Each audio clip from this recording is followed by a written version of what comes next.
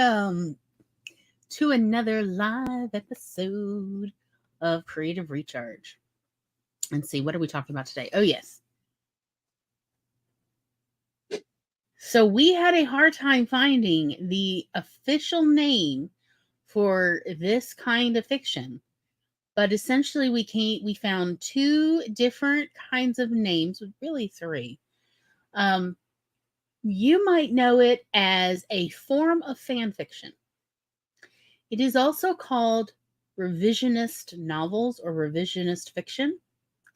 And in a bigger literature-wise kind of discussion, it is called pastiche. Writing in pastiche. So what does that actually mean? It means that you're taking essentially something preferably in the public domain, whether we're talking about biblical stories or just, the copyright clock has run out. So Dracula, Bram Stoker's Dracula, that was the most common one we found. The two most common was Dracula and specifically Shakespeare.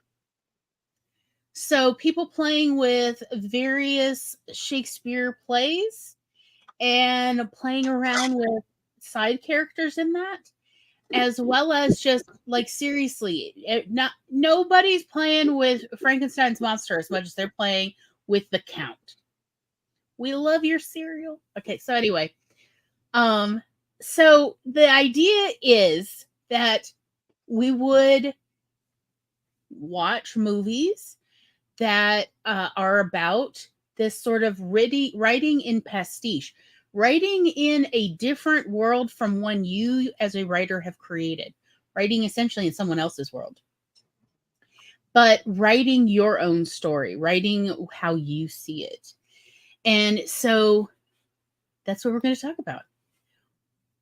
Tom and I love this kind of thing. It's sort of playing fast and loose with parody and satire, but it doesn't have to be comedy. It can be drama. It can be comedy horror. It could just be straight horror. It could be romance. Like, how wild would it be for someone to seduce the Count, where he's the one who can't get enough, and they are powerful enough that they don't have to just submit to the Count Dracula's will.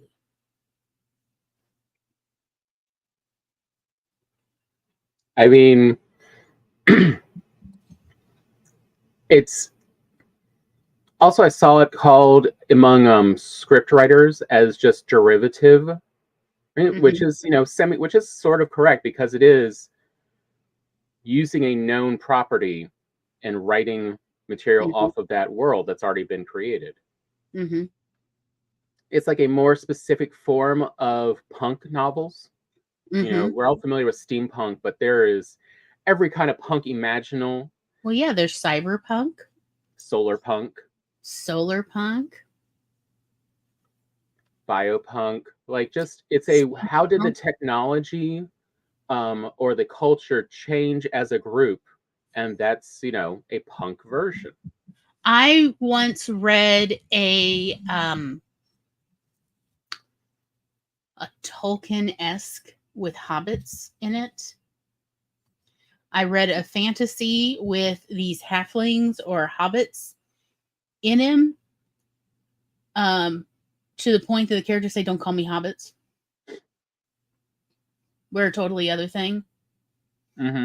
And I also read one which Tom knows about, which is one of my favorites, which is essentially the Hobbit book in space. And I love it.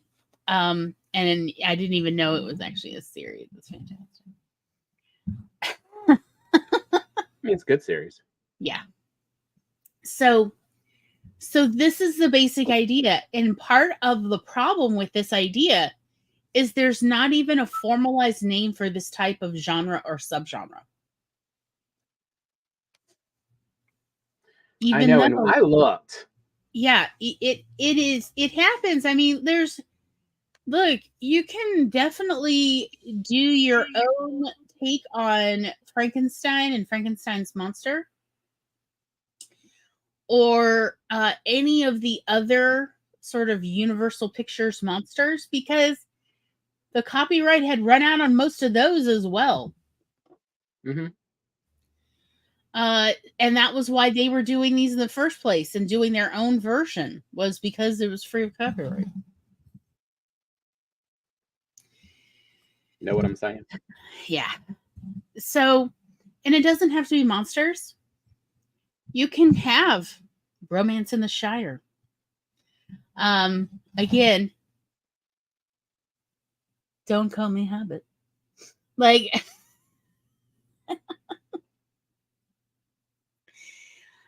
so even, and I've seen these even for worlds where the copyright has not run out. And so, again, that definitely is where you get pastiche, where you're just sticking with, say, a particular fantasy element or sci-fi element where, oh, they have warp drives. And certainly Star Trek has tried to claim the copyright on warp drives. However, in every court case, they have lost.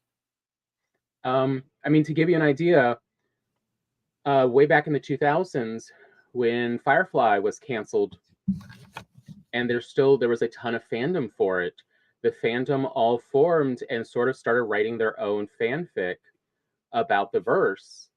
And it was, this odd combination of, it was sort of a new take on Sword and Planet, except this one became, Gunslinger and Planet. Style stories of where you have spaceships and the Wild West combined. And you cannot claim copyright on having, cowboys on spaceships. Yeah. So that's what they did. And I mean, even professional writers did their own stuff. I actually got familiar with because Tracy Hickman did a lot of fanfic in this style that he put out on his podcast. And that is actually part of what led to the Serenity movie, was they saw just how much the fandom had kept around for several years after Firefly.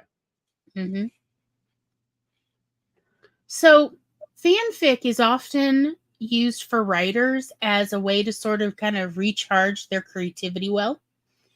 And what we posit is it's not a big leap to go from just fanfic to profitable writing.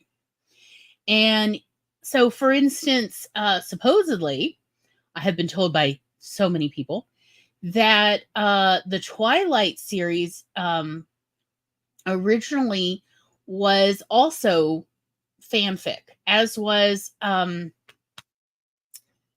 50 Shades of Grey. I can't remember which was which. At this point, I was told by a lot of the 50 Shades is fanfic of Twilight. Twilight is fanfic of Anne Rice. Well, I was also told that one of them was at least partly fanfic of Labyrinth. Yeah, that's right. I wouldn't be surprised. Yeah. I mean, it would make at least a little more sense for Twilight if, what's his face is supposed to be Jareth. Yeah. Doesn't make it less creepy and awful and wrong, but... No, it's still very creepy. I mean, David Bowie was so old. And she was so young. But anyway, which I guess was the whole point of Twilight. But anyway, my point simply being, one of the things I've heard writers say is the problem with writing fanfic, even though they love writing fanfic, is, but it's not profitable and they'll never be able to make a profit off of it. And I am like, oh, contraire, mon ami. You could absolutely make a profit off of all these kind of things. But you just need to know how to look at it and then how to edit it. So if you think about Twilight starting off as Labyrinth fanfic, then you have read Twilight or even just the first book, Don't worry. At a certain point, you're just changing names and maybe a couple features, and you're good to go. Maybe a bit of setting. Again, one of the things that she had to do was change the setting. Of course, I was also told in the same breath by someone else that the original Twilight stuff actually happened in the 50s. And this person had receipts, so okay. Well, and I'm like, actually happened? Are you saying vampires? Like, no. It was part of her church. So, anyhow. Because like any good writer, don't make it up. Just take someone else's actual stories. Right? And just play with it. So, that is what we figured we'd talk about today. Is playing in someone else's sandbox, essentially. How do you write in someone else's sandbox? It can be so much fun since you're already familiar with the characters and the setting. It can be such a fun way to sort of recharge your own creativity and even publish it. You just, need to change characteristics and names of characters and maybe even adjust the setting a little bit. So if there's still a copyright on the world you're writing in, so that you are no longer infringing.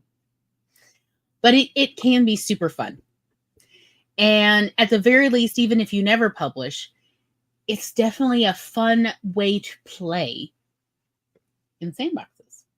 So without further ado, Tom, where shall we start? Shall we start with the classics, sort of Shakespeare?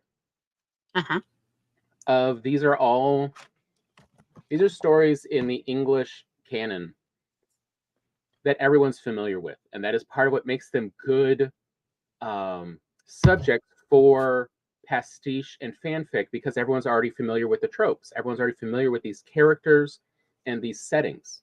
And William Shakespeare cannot come back from the dead and criticize what you've done with his characters. Look, if he hasn't come back and criticized that actor for taking over his literal image, he ain't coming back for you. Real William Shakespeare was not balding. He did not have male pattern baldness at all. That is an actor. Literally dressing up as Shakespeare. Not very accurately. Yeah. Which is why also you see him with a skull of like, no, this is not Shakespeare in any way. This is this actor's fantasy of being Shakespeare. Mm-hmm. But it is, one of the good ways to write fanfic is to go take what is familiar to everyone. So you don't have to worry as much about explaining the rules of the world you're writing in. You don't have to work as hard with character development. Partly because the character has already been developed plenty, but also because all of your readers are already familiar with these characters. So you don't have to worry as much with character development. I mean, hence, you see all the many different takes on Sherlock. Mm-hmm. And to some degree, they are all sort of accurate and yet very different from Doyle's Sherlock. Also, I'd like to point out, a lot of people don't seem to realize or think about the fact that Shakespeare stole these settings. Shakespeare never went to Italy. Nope. He never went to Verona. He never went to Venice. He never went to any of these locations, yet he set, half of his plays in Italy? Yes, tell me about the lack of canals in Venice in all of his stories. There's not a single mention of a gondolier. Not a single one. Or flooding, for that matter, or the rains. So, understand that Shakespeare was doing the same thing. And he was not accurate. The accuracy you now see in Shakespeare settings where they're taking place supposedly in Italy, the only reason those are in any way accurate is because people who've been to Italy or grew up there have then essentially edited the plays to reflect that. But the original plays in the portfolio in no way give you any indicator of what Italy is actually like, what the countryside looks like, the animals you will find there. Nothing. It's just supposed to be paradise. Because compared to English weather, all of Italy is a paradise. Even though Italy has its own problems and its own weather issues that were going on at the same time. They were having some serious flooding issues. Like and certainly do not expect that the clothing that when they were staging the plays originally, I promise you the clothing was not accurate for what people were wearing during the Quattro period in Italy. It was not accurate at all. So let us let go of our preconceived notions of, well, but I can't write about the Merchant of Venice until I go to Venice and I experience it. No, don't worry about it. Watch some YouTube videos. Don't worry, you're fine. Go look on Google Maps. You're still doing better than Shakespeare, who apparently didn't even consult a map. He had no idea. I can't remember which one it is. Is it A Winter's Tale? I can't remember. There's one play where he's saying that a character is going from town A to town B and back in the same day, and it is literally physically not possible to do that by horse at the time. Like it would take, I think somebody told me it would actually take 2 to 3 days one way at the time, because you actually have to walk around like a mountain or something. I don't remember. But I just thought that was hilarious. Obviously, Shakespeare did not even consult with a map on his stuff. He's just like playing fast and loose. So again, do not worry about, oh, but Glory, I can't write about Tuscany till I've been to Tuscany. No, you just watch some videos on YouTube. You're fine. Like, I'm not saying don't go to Tuscany. I'm not saying that at all. If you can afford it, live your life. Go to fascist Italy before they close the borders. Have a good time. At least go enjoy watching. What's that one where she, there's so many romantic movies that take place in Tuscany. Under the Tuscan Sun? Yeah. Just watch that. That's all you need to know to add a bit of flavor for the locale. That birds will poop on you and they think it's good luck. Whatever it takes. No, you'll never know. Over. I asked somebody who grew up in Tuscany, who I met after that movie came out, and I loved that movie at the time. And they said, oh, no, birds are not usually the ones that poop on you. It's bats. And I'm like, oh, well, you've talked me out of it now. Oh, no, it's good luck. No, hard pass. I don't want guano on me. Okay, thank you so much. But that's what she told me. It's bats. Bats usually are the ones that poop on you. In homes, yes. Most homes have bats. No, thank you. You can keep that. I'm good. She's like, no, you want the bats because they eat the bugs. Oh, God, you are not talking me into this. And again, Shakespeare did not mention bats or bugs. But apparently the bugs are a serious thing in Italy. Like, I thought we had a lot of bugs here in Mississippi. And I was told, oh, no, this is really nice compared to Italy. And I'm like, y'all don't what? Apparently they don't work on controlling bug populations. Like, so here in Mississippi, various still bodies of water, they will treat during the summer with just like a little bit of oil sheen of just like an edible oil in order to keep the bug population, particularly the mosquito population, down. And I gather they don't do that in Italy. So the insect population is impressive and loud all the time. And I am not here for that. Apparently, the bug population in Philippines, not as bad as in Tuscany. And I'm like, oh, you are not talking me into this. Nobody is mentioning the bug population or like there are bats everywhere because there's just so much to eat. And it's the only thing between keeping the bats are the only thing keeping people able to live in Tuscany. And this is what this woman told me. And I'm like, I really hope she was exaggerating. But sometimes I am haunted by this thought at night, in the middle of the night. But anyway. I know, nobody was here for, hi, I'd like to share my trauma. Bats, y'all. When you think Tuscany, think bats, is what she told me. I'm like, what? But I mean, we found lately, I mean, really, this idea started with Rosencrantz and Guildenstern are dead. Yes. Which was this amazing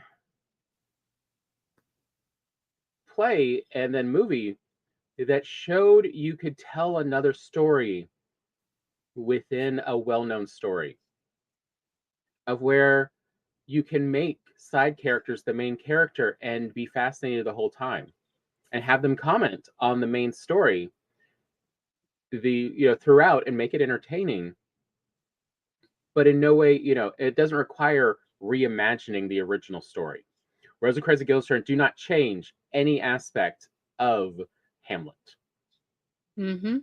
They are just there to experience parts of it and then, wander through and do their own thing for part of it, like you do on a vacation. Mm-hmm. And we were fascinated. So we were like, surely other people have also done this, because this is kind of a fun, creative game of, so you read a story and there are many side characters. There's characters that, only show up for various parts. Lord of the Rings, Gandalf is not there for half the story.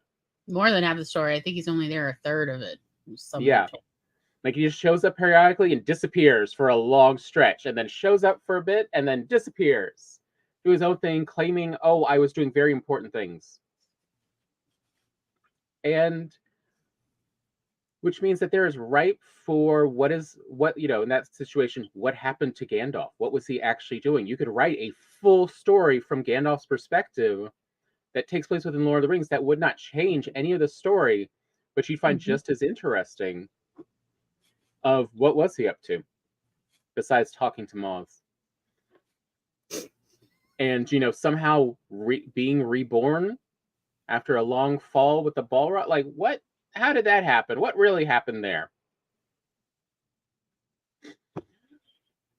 But Rosencrantz and Guildenstern showed this. Another one that, I'm hoping by next year, the writer's strike will be over. So Disney will go put back the movies that have come out in the past year that they don't want to pay any royalties on. Mm-hmm. Because, like, Gloria and I very much enjoyed watching Rosaline. It is an exceptionally well done story, and it does not in any way change the play of Romeo and Juliet. Mm-hmm. Except a slight little bit at the end where Rosaline says a few lines instead of the prince. But you can kind of see in the retelling that they would, say, oh, the prince said this. It wasn't a woman, let alone a teenage girl. But it is a fantastic story of who is this character who's just mentioned in Romeo and Juliet that Romeo just broke up with. And essentially we see through Rosaline's eyes that Romeo is an e-boy who's just reusing the same lines he's thought up and was probably told by some friend on girl after girl. You're the first person I meant it when I said it to. If that is not a flag. Yeah. But it is a very rewatchable, fun story to see. It's not just oh, well, what happened? It's oh, no, I really like following this character. I like seeing what happened.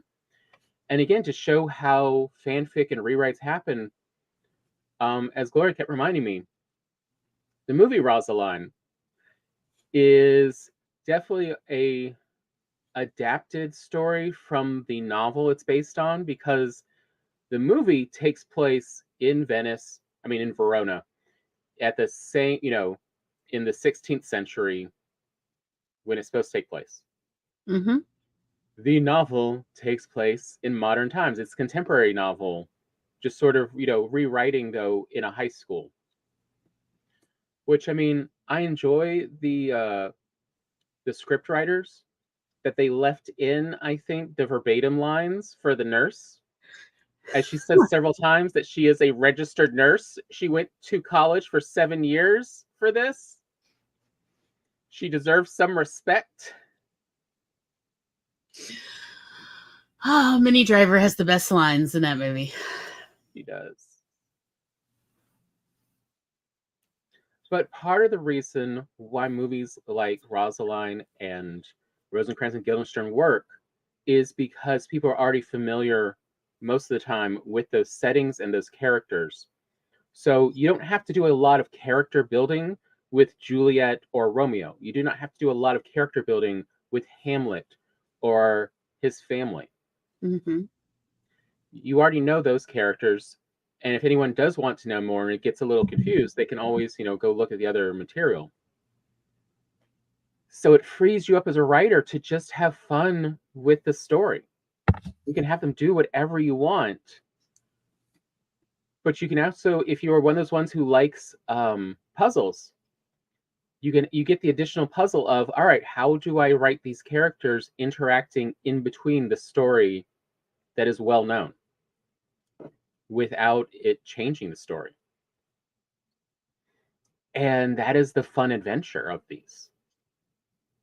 Especially the movies and stories we particularly chose were ones where they took the source material and instead of rewriting it, changing it from what it originally was, to say, oh, that was just, an alternate story. They stuck with it and reweaved other characters into it where it was seamless. And it's just like, oh, they were there the whole time, except, they weren't. I mean, even Renfield, that takes place in modern day, is still taking the original Dracula and Renfield characters from Bram Stoker's story and saying this is them 100 years later. Because you can't really kill a vampire. It's really hard. So, Renfield's been taking care of him this whole time because you never fixed Renfield either. Mm-hmm. And so, yeah, it's a fun adventure. I love these. I was really surprised how much overall I really enjoyed them. And, I will just rewatch these on their own.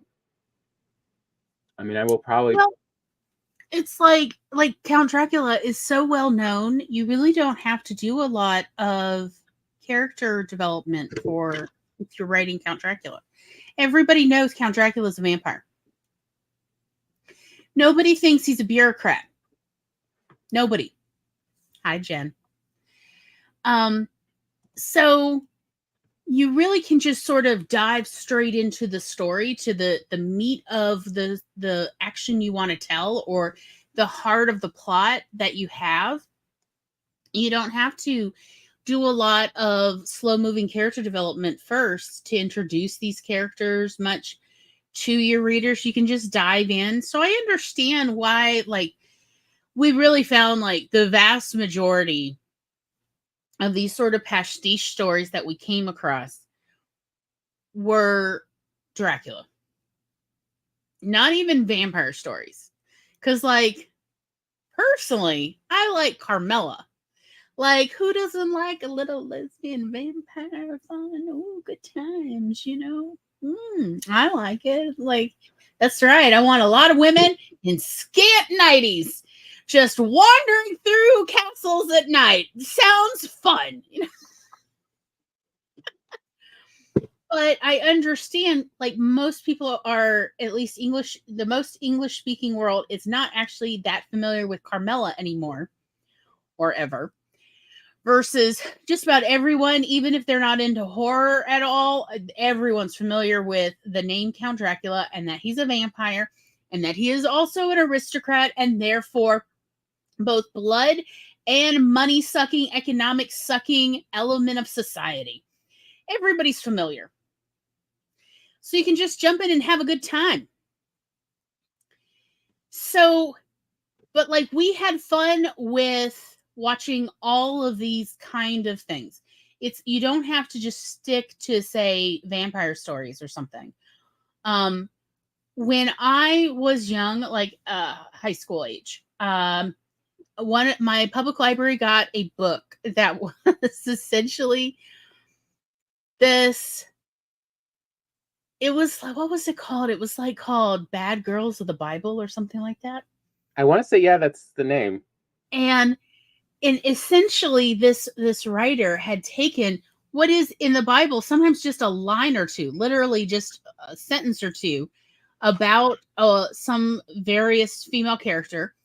And she wrote short stories for every one of these. And there were like 30 of these short stories, and they published it in a book. And it was so much fun, and frankly gave me a much deeper understanding of all of these, famous bad girls of the Bible. And including Delilah and Jezebel and I had a wonderful time reading this. I've reread the book 2 or 3 times when I was a teenager because I liked it so much. And again, want to point out, none of these are under copyright. So she was free to publish it. And there's no author to criticize her because, hi, everybody from the Bible's dead. So it's great. Whether you think the Bible is entirely fact-based, like all reality, all of this actually happened, or if it is an inventive work of fiction told by many people over many centuries, it doesn't matter where you are in that, the copyright is still run out. It's great. I mean, there is that book. We could also put in the notes. What? For, side character in a main character story. Biff, the best friend of Jesus. Yes, that's true. Tom had us listen to that as an audiobook one day on a road trip. All of these are absolutely valid forms of fiction. They can be a lot of fun to write, and if you choose to publish them, they can be even profitable, which I genuinely believe artists should be paid for their work. That it is a sign of a sick economy that does not pay their artists for their work. I am one of the most liberal people in my state. So my point being, let us analyze this. Let us analyze these kind of stories. One of the things I like as a reader about these kind of stories is they give the reader a deeper understanding of these famous characters. Whether we're talking about characters from the Bible, we're talking about characters from famous literature, such as Frankenstein or Dracula, or we're just talking about, look, I just want to write Hobbit fiction. I just want Hobbit lore, which, y'all, I am here for. I am here for your day-to-day dramas in the Shire. And by all accounts, Hobbit lore is really just the county lore where he grew up. Was from, yeah. Yeah, like he invented nothing about the hobbits or where they lived. Those are all real locations. Those are all real people. Those are all real eating behaviors. Yes. Like the English he made up nothing. Yeah, we used to think like Tolkien was just talking about, hobbits, like, oh, hobbits have 6 meals a day or whatever, 7, 8. And we thought he was just, flavor text. And then come to find out, no, the English really do have that many meals a day, which I'm like, what? How do you ever get anything done if you're eating every 2 hours? Which I was told, spoken like a real American. That is what the English person commented to my face was, spoken like an American. Like, but yes, Elevensies is a real mealtime in Victorian England, y'all. Elevensies, noonin, luncheon.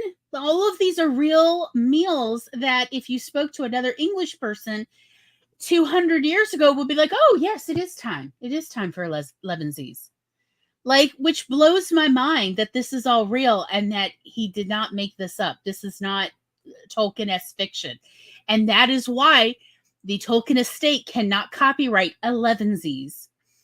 And Second breakfast is a real meal in English history. And the Tolkien estate learned the hard way they can't copyright it. And apparently the judge in England was very, in Britain, UK, was very offended that the Tolkien estate tried. But the real use, as much as fanfic has such a negative view to a lot of people, fanfic is really at the heart what people really enjoy. That is the origins of mythology, is fanfic, of taking other people's stories and doing your own additions to it and changing and, you know, at least from your perspective, improving the story. Apparently, many Beowulf scholars genuinely believe and will cite sources that Beowulf may have actually been a fanfic of a prior poem ballad that did not survive. But that Beowulf is in fact fanfic, y'all. And this is from Beowulf scholars, which that kind of is like, oh, wow, everything is derivative. Okay. So again, want to encourage writers of play around in other writers' sandboxes, other authors' sandboxes, and have a good time. And then, yeah, if you need to, change the names. Or I mean, like, or we now know, thanks to a lot of archaeology in the last 200 years, that the Book of Genesis is in many ways a derivative fanfic of the Epic of Gilgamesh. It has a lot of elements that they've taken and then, you know, changed for their own culture. This is how mythology and storytelling has always worked. It is, you know, how you create your own stories. Well, you need to work with the tropes people know. So you start in a place people already know, which is why it's so easy to write, you know, Romeo and Juliet stories, because everyone already is familiar with the tropes of Romeo and Juliet. They've all heard them so much, even if they've never watched the play or a movie. We all know the tropes in the English-speaking world of Romeo and Juliet. So you can take the elements of it and create your own story. But it doesn't actually have to be about Romeo and Juliet. That's the best part. And that's what we wanted to really bring up with Pastiche and these stories is you don't have to just rewrite a known story. That's not doing a lot of creative exercise, and it's not doing a lot to improve your own writing. But to simply work within this world, so you don't have to think as much about the elements that make it up, frees you up as a writer to instead springboard to do, you know, more creative ideas with these characters, with, you know, what happens. Well, a little bit of like the inspiration may come. So for instance, when I was a teenager, a younger teenager, I was kind of obsessed with Much Ado About Nothing. Yes. Those eyebrows are not necessary, Tom.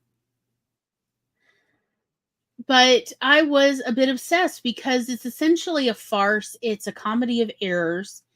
And from my perspective as a young teenager, you know, fresh out of middle school, that this was an unnecessary confusion on the part of several people, several characters in it.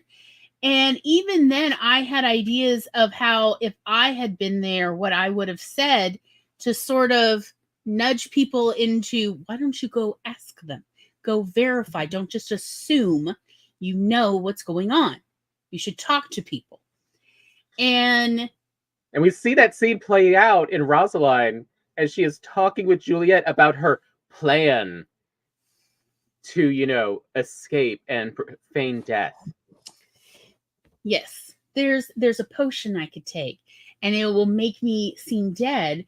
And then Romeo and I will just run off. And it's like, that is the dumbest thing. What if they actually bury you? Like, what if Romeo thinks you're dead? Oh no, I've sent a courier to tell him. Who's Steve the courier? He is so incompetent.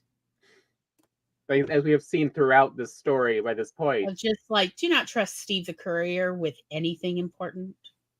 I'm like, I don't know what Steve's smoking, but he seems like he's smoking something, or he was dropped a lot on his head as a kid. Now, Steve the courier is doing straight up opium. He's smoking opium. He is a total stoner, and I would not trust him with a meal, let alone a letter. Great casting, by the way. Oh, yeah. If you have the ability to, go see this. If not, let us know. We'll help you. Rosaline is a great film to watch.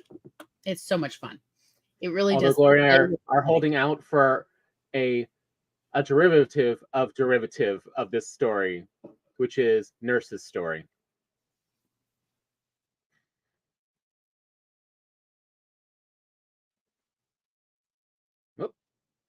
I don't know what's is it mine or is it yours? I don't know what is happening. It was mine for a moment. Like, it's still saying it's having a bit of communication. Yeah, it's well, I'm having Wi-Fi 2 issues, so I don't know. Maybe it's all of the above. I mean, look, it's actually rained outside for once, so I thought I heard some rain. Oh yeah.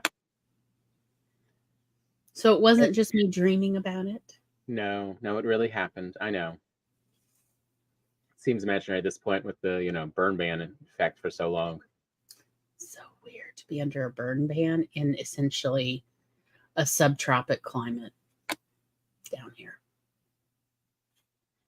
But I mean, Minnie Driver's Nurse really needs her own movie. I just want to follow Nurse around. Like, she really seems like she has a rich and full life outside of the Capulet household. And I definitely want to know her back history.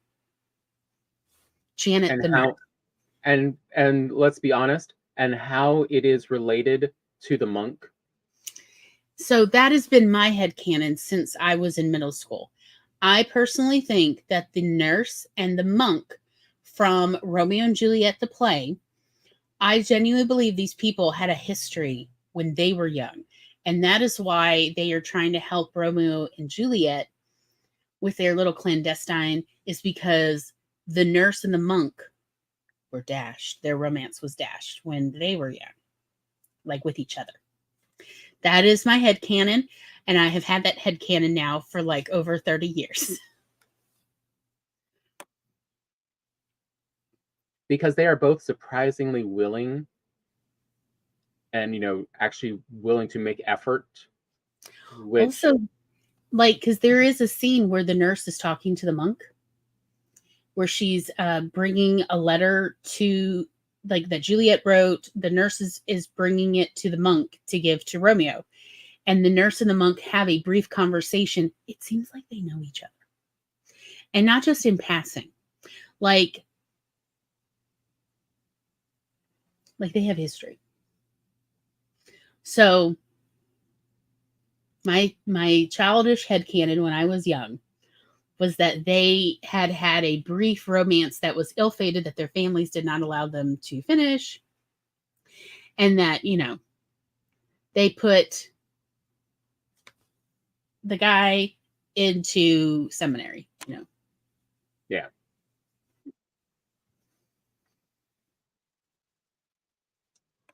But yeah, and that is what I love about these stories so much, is we already know the characters, so we can just go full steam with the plot.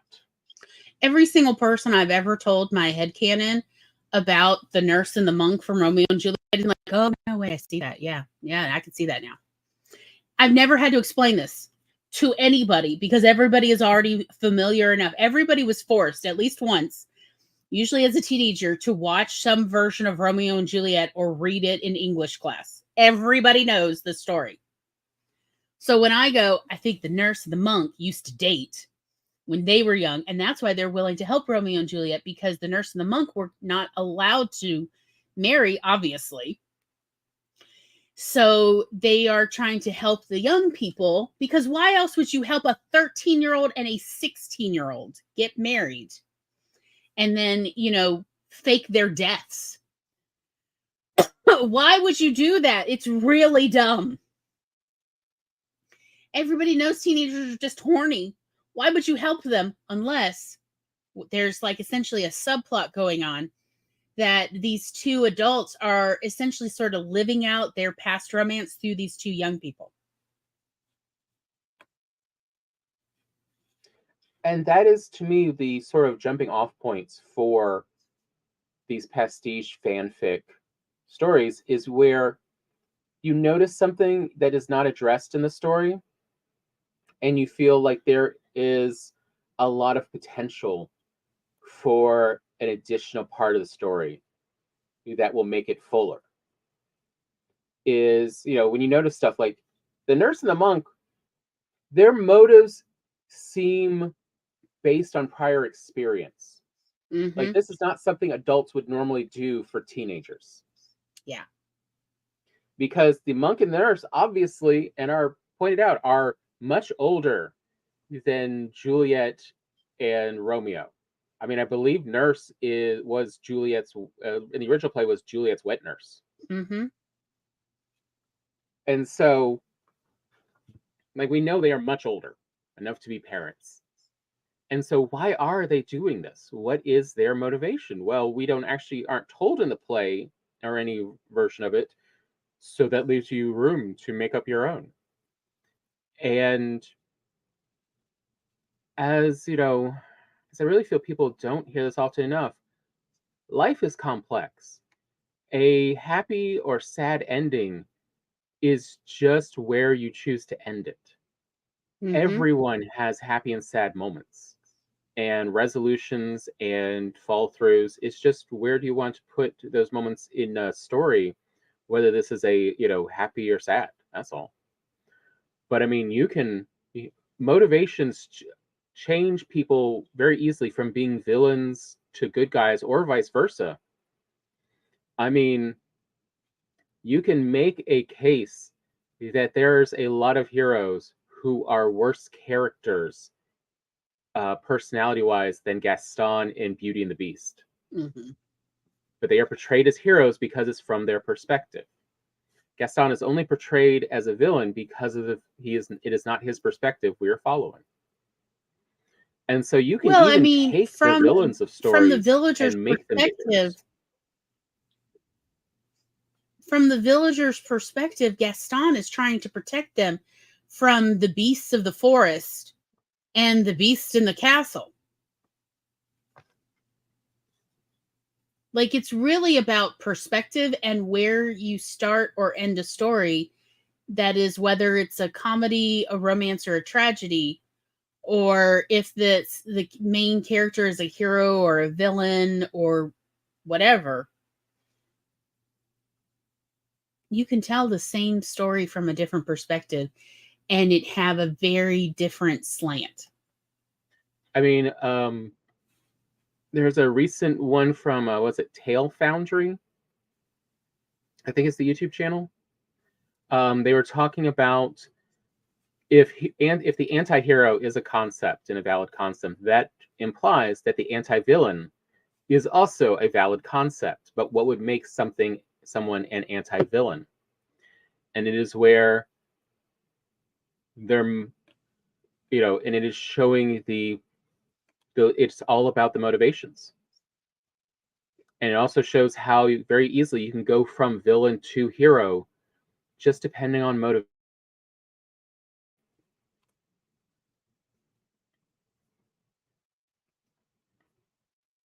Oh, our internet is messing up. Yeah, sorry, y'all. How about we do a little sprinty sprint? Yeah. And see what's going on. What a wonderful time to make sure you have something to drink, maybe a snack. And when we come back, what shall we talk about, Tom? Should we talk about the fun of Hotel Transylvania? Okay. Well, if we're talking about Hotel Transylvania, then we also have to talk about Abbott and Costello meet Frankenstein. Yeah. Since that actually has Bela Lugosi, Lon Chaney Jr., and what's his name, Strange, as well as an uncredited cameo by Vincent Price as the Invisible Man. We will see y'all in just a few minutes.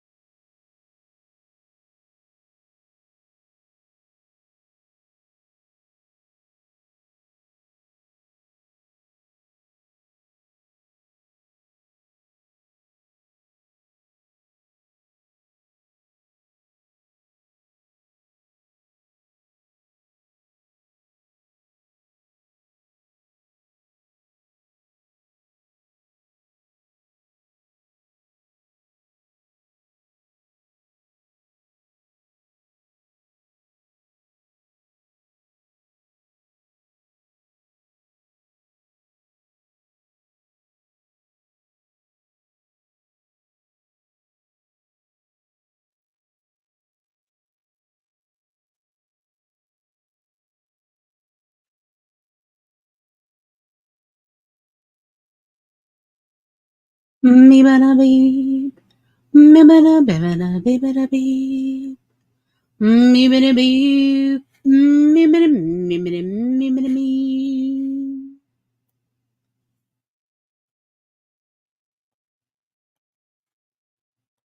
Welcome, welcome, welcome.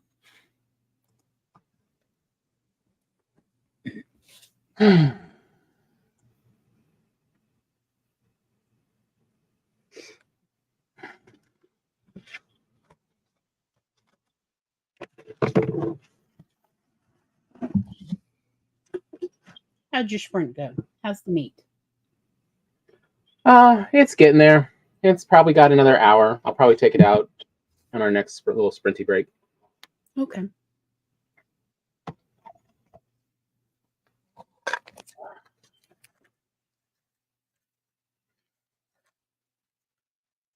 And apparently, my phone is overheating for some reason.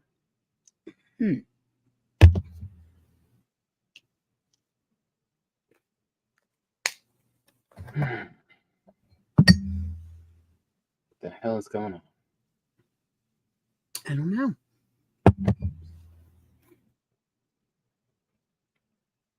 Now, this seems to be with everything of my stuff lately.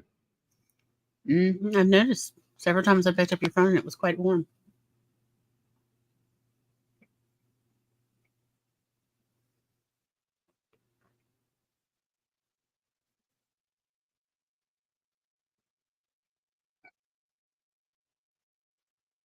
Yes, but it just seems to be all my electronics.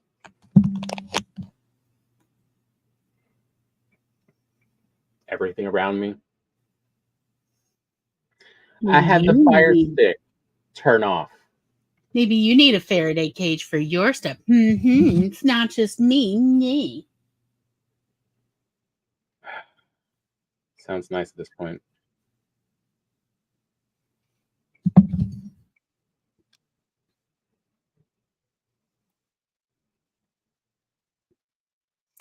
So, what would you like to discuss about Hotel Transylvania and Abbott and Costello meet Frankenstein? Even though in reality it's actually Frankenstein, Dracula, and the Wolfman. You can... These are both really good cases of taking known characters and known worlds and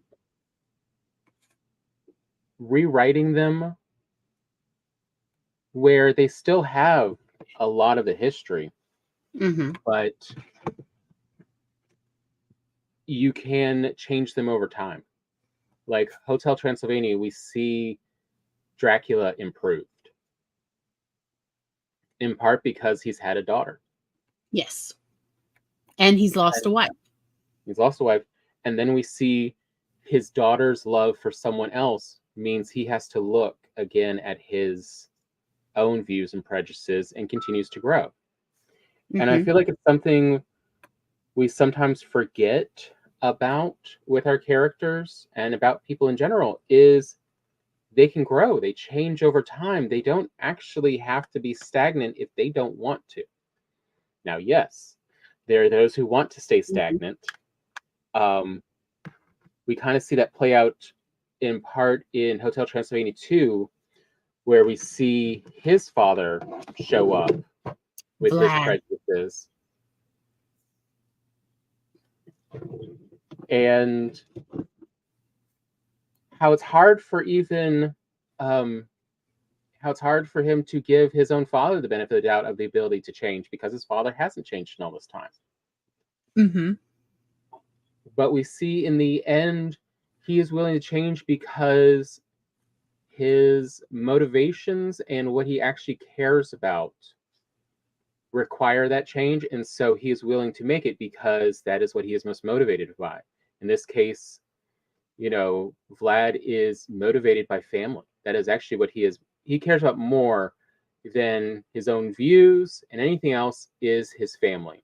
And so while he would not change for anyone else, he will change for his own family because he cares about them. And he loves them. It was you.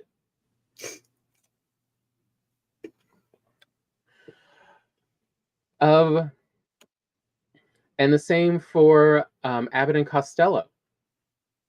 Meet Frankenstein. Of we see Dracula, the Wolfman, and Frankenstein taken decades later in their own universes, and how they have changed. We see Frankenstein's monster now serving Dracula, but Dracula doesn't really like the monster because the monster's too lippy and thinks on its own, and he wants a more pliable, subservient monster.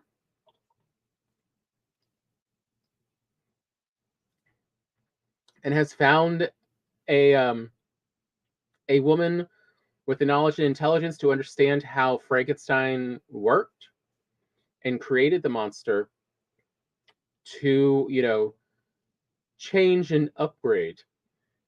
In this case, with Costello's character's brain.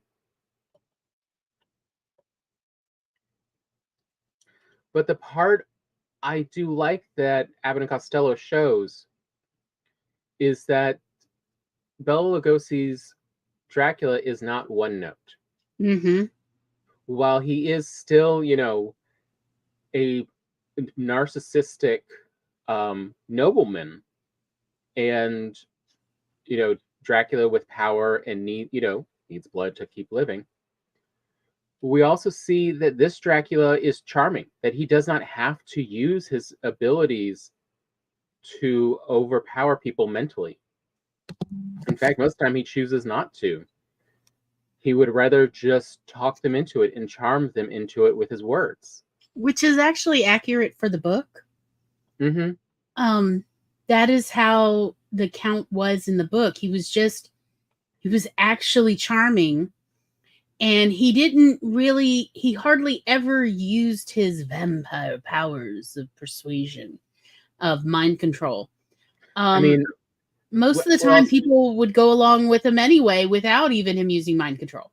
Yeah, most of what modern day thinks of Dracula's abilities and powers are actually from Carmilla. Yes. Bram Stoker did not have those abilities for Dracula. Those are people who later on fanficked and construed all of the vampire, but mostly Carmilla, into Dracula. Mm-hmm. Modern Dracula is actually a combination of Carmilla and Vlad Dracul. Mm-hmm. Because Carmilla was actually the one who was hypnotizing people and could change into bats and had the ability to charm people, through an eye gaze, and make people change their gender preferences for who they were attracted to. That was all Carmilla. That was not Bram Stoker's Dracula. That's something we've added on since, because we want, more abilities. We want, more surprises and creative, solutions. Versus, Bram Stoker's Dracula is very much just a nobleman with long life, and as a nobleman has learned how to be very good with his conversation, cunning, mm-hmm. and understanding law. That is why Renfield is such a strong follower after being turned, is because he is everything we joke about lawyers wanting to be. Yep. That's Dracula. But in Abbott and Costello, we see sort of this Dracula that Bela Lugosi has continued on, staying more true to the original Bram Stoker, but also having grown, and he now needs outside help. He is not an all-purpose person. He does not have the knowledge of Frankenstein, even to understand Frankenstein's notes. He needs someone else, so he convinces someone else through conversation and letters to do this for him. And we also see the Wolfman, who does not like that he is not in control when he is turned into the Wolfman, trying to fight back, but also trying to beat Dracula. He doesn't want there to be other monsters. He doesn't want them to run the world. And that is what he's fighting against, even as he fights against his own personal monster of, transforming whenever the moon is full. And we actually get a fun little fight in this between the Wolfman and Dracula. And it's not just a, Scooby-Doo-esque different doors. We actually see them fight. Yeah, it was pretty good. Which, again, a nice change of where, Dracula cannot charm the Wolfman. He is all beast. So he has to just simply defend himself. It's very much a fanfic of this is what you can really do with characters, taking them out of their original setting and having them change over time. And the same thing we see in Hotel Transylvania, where we've taken someone who used to just be very much malicious and predatory. And we even see that in Hotel Transylvania 2, where he is trying to take all of his friends, including, the mummy, the Wolfman, Frankenstein's monster, out with his little, and the blob. Let us not. And the blob with his grandson to show his grandson what it's like to be a monster. Right. And we see that all of these characters have, matured. They've gotten older. They're not even that interested in being this type of being anymore. And so when they try to repeat it, they're just very poor at it because, their heart's not in it. This is not who they are anymore. Also, the world has changed. And the world has changed. And again, we get to see what happens over time. I love the vampire summer camp with all the little kids with their little fangs.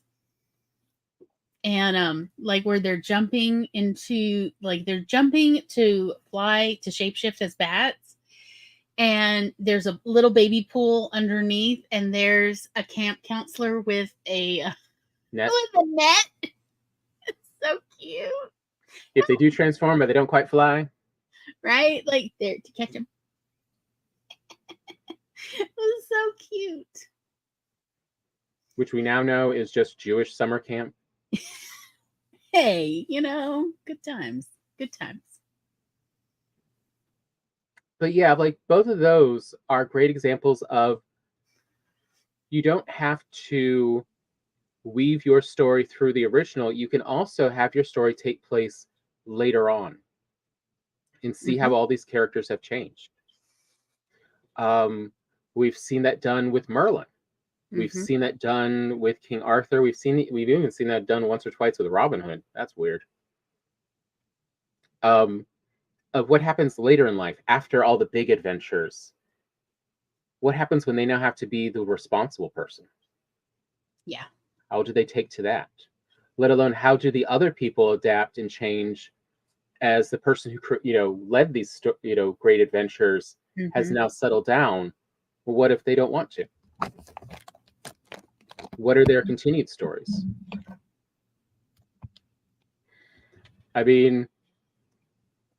We have so many famous cases of writers creating characters that the characters just don't want to finish, and they keep going. Hence Agatha Christie and Poirot, that she just couldn't find a way to get rid of. Same for Doyle of, I want to get rid of Sherlock. Why won't he die?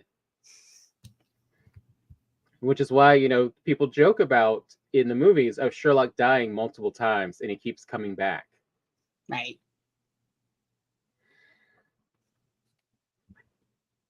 But, as writers, we can take these established characters and established side characters especially and weave entirely different stories.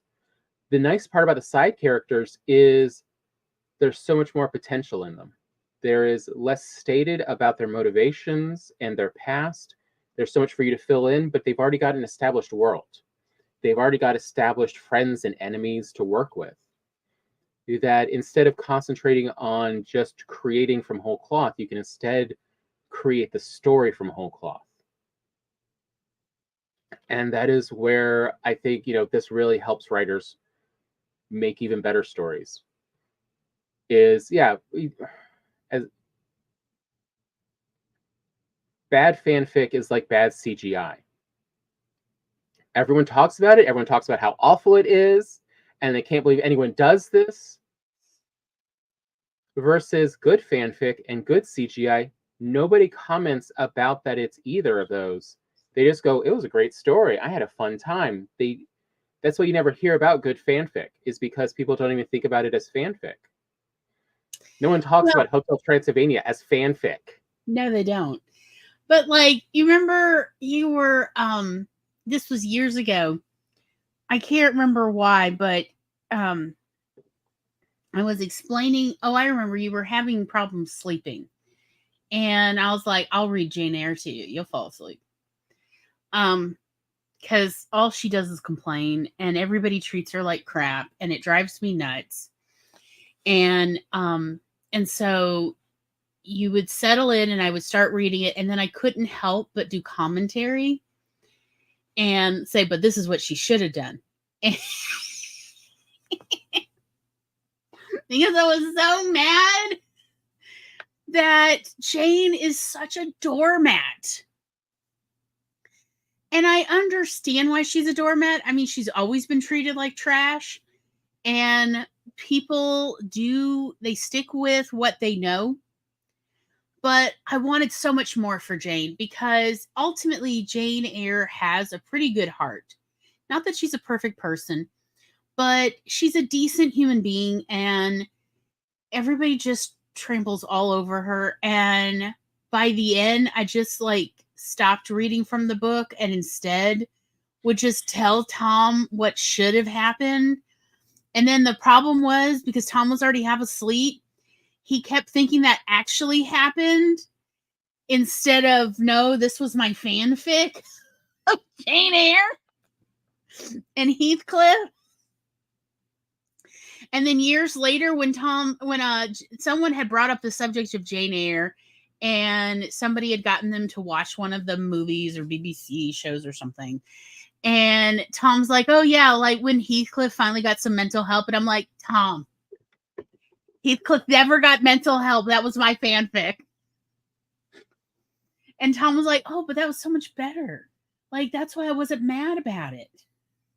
Like, yeah. You can take stories that you are familiar with. When I was growing up, everybody talked about Jane Eyre. Oh, it's on the moors and all this crap. And so when I was a little bit older and had better reading ability, as I didn't even learn how to read at all till I was 9. Not how to read print anyway. I mean, I knew my alphabet and everything, but I couldn't read until I was 9 years old. And so, but when I finally got better at reading and I could read this more convoluted, text heavy, like Jane Eyre, and I finally got to read it, I was so disappointed. Like, why is everybody talking like this is the great works of literature? And it's about a doormat and how everyone in her family, related or not, treats her like crap. And she just puts up with it. And what is her quote unquote reward for letting everybody walk all over her? Marriage to a terrible man who treats her like crap. Oh, wow. So lucky. And her real Victorian reward is that she gets a son out of this. Oh, woohoo.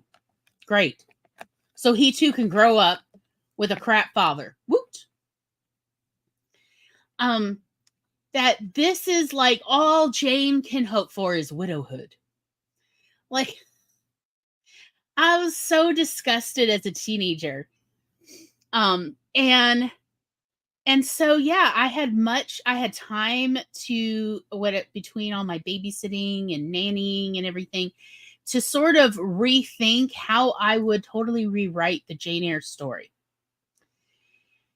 I know so many people who were forced to read various works of literature for their English classes, both high school English and college English. And I'm here to say, let the pain of these terrible books you were forced to read finally pay off in that you rewrite this crap to something good. Whether it's finally the adventure picks up, because let me tell you, Captain Blood. Now there's another disappointment. I thought it was going to be all swashbuckling and fun. No, it's boring. It's so boring, and it's convoluted, and a lot of it is just bad fiction from the perspective of the guy who supposedly lived through this, whatever. And you could just rewrite it. You could rewrite it better. You could do better pirates. You could do gay pirates. I mean, that's pretty much what Taika Waititi did with Our Flag Means Death. And the other writers is essentially they took the Captain Blood book and the actual real person, Steed, and was like, hey, let's like make it queer as hell. Because there are these queer themes, like subtext going on in the real documentation of Steed and in his book. Like there's some, but again, I would like to point out in reality, the idea of a valet in Victorian times and also the 1700s was like the personal servant to a man. And they're very close because the valet is the person who is dressing them, who is caring for a great deal of their personal effects and their personal needs, who's also often at meals the one waitering for that person and only that person. So to our modern viewpoint, that has very queer vibes. And so number one, we should, just mention, hey, it's, even though it often comes off as queer, it's not necessarily queer, but also it's the 21st century. Everyone should be queer. Let's make queer or ally. That's everybody. Let's do that. If you would just want to make everybody queer, you have a good time. Make all the pirates queer. Why not? Who cares? Have a good time. I am not going to poo-poo your queer neurodivergent pirates at all. I'm just going to go wear the mermaids. That's what I'm going to go. If you are going to have neurodivergent queer pirates, which I definitely agree with, and, non-binary pirates and all this cool stuff, if you're going to have that and great costumes, then where's my mermaids and mermen? I will take some mermen. Okay. They got to have some great abs. I'm just saying. Why not? Why not have a good time? Right. And have a Kraken in there. Why not? Let's have all that weird stuff. Have fun. So, but like take whatever literature you were forced to read and suffered through. For me personally, it was in fact Bram Stoker's Dracula. My 6th grade English teacher made me read Dracula. And again, I want to point out I had only learned to read at 9. And so I was 11 in 6th grade. And it was a real slog for me because I was not yet a strong reader. I would become a strong reader, but I needed a couple more years build up to like get actually good at reading. And so it was a real slog for me. But take whatever literature you were forced to read and hated every minute of it and rewrite it. Whether you kind of go, I always wondered what happened to this side character. What they seemed like they were having adventures, or I just hated the way Jane Eyre went. Whatever it is, try your hand at this exercise of even just writing out, maybe even just a treatment or an outline to a short story, basic, just a little 1 paragraph, 2 paragraph sketch of like some sort of offshoot based on something you were forced to read. Just about everybody was forced to read something in their educational career that they genuinely hated. In many ways, I was forced to watch a lot of Hamlet. Hamlet was a big deal in the 90s. I don't know why. And like, y'all, so many English teachers are like, oh, we're going to watch Kenneth Branagh's Hamlet. Oh, yay. It contains, what is it, a 28-minute fight scene? God, it's so, I didn't know you could make hanging from the rafters be boring, but Kenneth Branagh was able to accomplish that. And play around with it. Here's a hint my mother told me about when because she also had to read Hamlet in college. And she said, when Hamlet is saying to Ophelia, get thee to a nunnery, he is calling her a whore, and that her father is her pimp. That is what he is saying to her, and that is why she is devastated. And that's why not long after that, she drowns herself.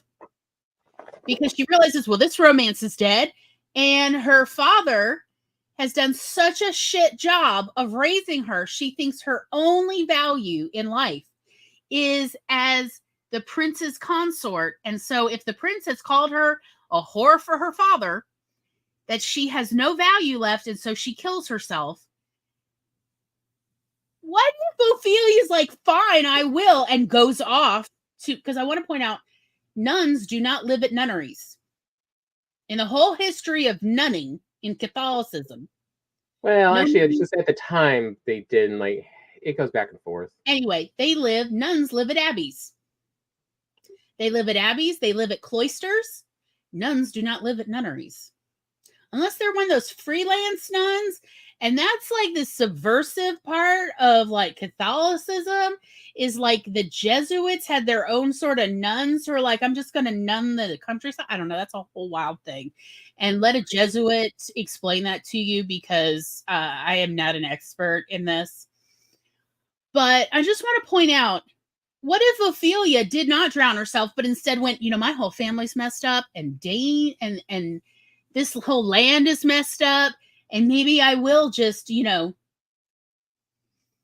go live at a nunnery for fun and profit. And like picks up at the Canterbury Tales. I don't know, because remember, there's a nun in the Canterbury Tales. I'm just saying. She's on pilgrimage too to the Holy Land. I'm just throwing that out there. What if that's actually Ophelia? I'm just throwing that out there. What if Ophelia meets like this group of traveling people for pilgrimage, and she's like, I'm a nun. And is she actually a nun? No. She just literally put on a habit and went, I'm a nun. Who's going to question this?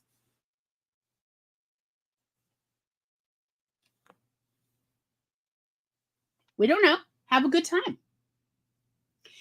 Take any story that you were like, I thought this was supposed to be great works of literature, and I was disappointed. And how could you make this story less disappointing? You could add a new character. Whether it is, of course, one of my favorite characters of all time in all literature, and it's not literature, it is Captain Flashheart from Blackadder, second and fourth series, excuse me. Hey there, Nursey. Are you happy to see me, or is there a canoe in my pants? A hilarious line. It's so terrible. I love it.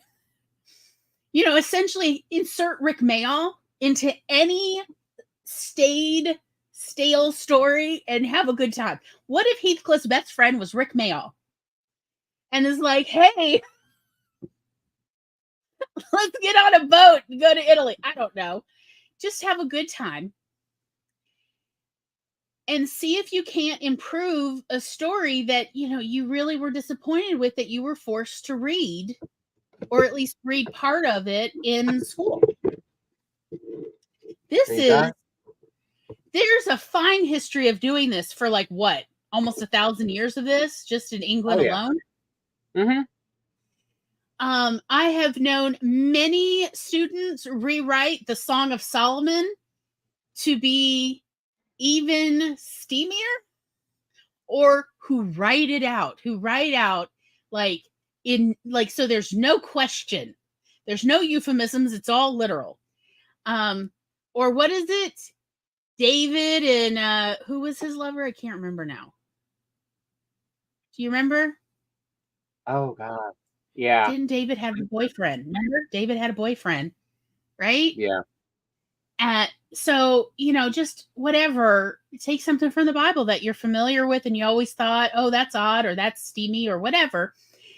Try that as an exercise.